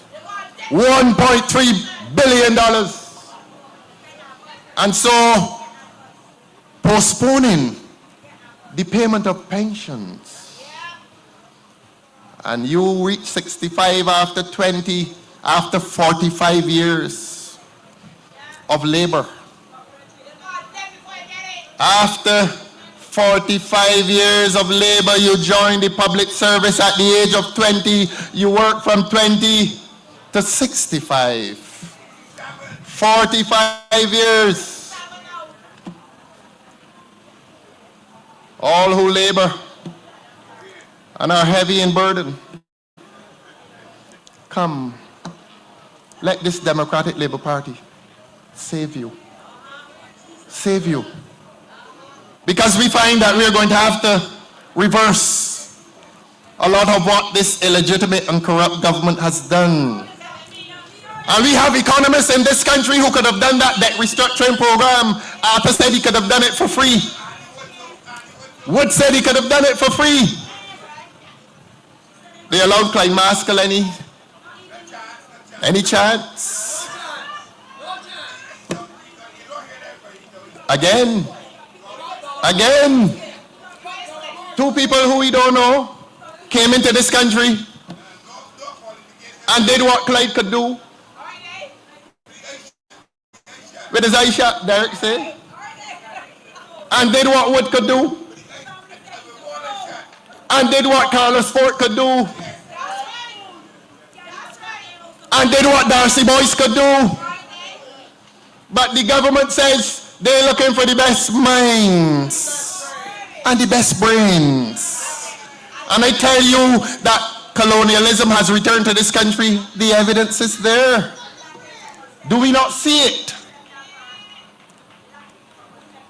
And that is why we will have to reverse it. And that is why this government's plan to close the transport board, this Democratic Labour Party will have to reverse that plan. And I want you all to know who they want to send the buses to, but I'm not going to talk about that yet. We're talking about that in the future. But while we are talking about government's wicked policy, I will come briefly to Bay Street. There's a gentleman up there called Alan Kinch, who owns Savvy on the Bay. And it is time that we in Barbados know that for the last few years, the government has been pressuring Mr. Alan Kinch to deprive him of that land. That gentleman has enfranchised a number of small business people up there on the beach who are making a living. And this government has spent the last few years going after Mr. Alan Kinch. But not only are they going after Mr. Alan Kinch, Mr. Alan Kinch is a man who I believe has a certain measure of wealth. But the victims of their pursuit of that gentleman will be the small business people on those beaches. And we have a Minister of Housing who says to you a few weeks ago that all they want is the car park. You know, this is a serious platform. You're not going to be hearing a lot of jokes up here because these are serious times. These are hard times. These are dark times. We don't have a lot of time for laughter these days. The pain of existence in Barbados is too great under this Barbados Labour Party. But I want to tell you something else. And I challenge the government on this. That the government was asking Mr. Kinch to take the land on the other side of the road, where they gave it to the African Bank. They were asking him to take the land on the other side of the road, and if they were asking him to take the land on the other side of the road where they wanted to put the African Bank. Everybody wants beachfront. You're a dog in this country if you can't get beachfront. And the bank wanted beachfront too? I don't know. But the government still wants it. They took up your precious land and gave it to the bank. And one would have thought that the issue would have come to rest. And it has not come to rest. Because they're still pursuing the gentleman. They are still in pursuit of a Barbadian. We say tonight Barbados first. Our shirts will say Barbados first. Our slogans will say Barbados first. And in saying Barbados first, we will say Barbados Labour Party last. Come February the 11th. This government does not care about you. This government does not care about the poor in Barbados. This government does not care about the working class in Barbados. And this government cares less for the middle class in Barbados. And they're making all of us victims of their policy. I come to crime, and I thank Verla de Pisa for mentioning crime here tonight, This is a government that has empowered and enabled criminals in Barbados. And that is not defamatory, my friends. Not defamatory. The evidence is there. The evidence is there, and they have not denied. They have not denied that men who self-confess to participation in criminal activity were given your tax dollars as a compensation, they thought, for refraining from criminal activity. And that is not intelligent government. The hour is midnight. The hour is midnight, and in a few seconds we will be into tomorrow, and I don't want to keep you here until tomorrow, but there's another tomorrow coming. And that tomorrow, that other tomorrow, it is a tomorrow that will come, and it will come soon. And so I must wrap up tonight. I must wrap up the evidence against this government, and I will ask you once again, this jury of public opinion, on the charge that this is corrupt government, what is your verdict? On the charge that this is incompetent government, what is your verdict? On the charge that this is lazy government, what is your verdict? Take them down. Take them down. I thank you. You've been a wonderful audience. Good night, and God bless you.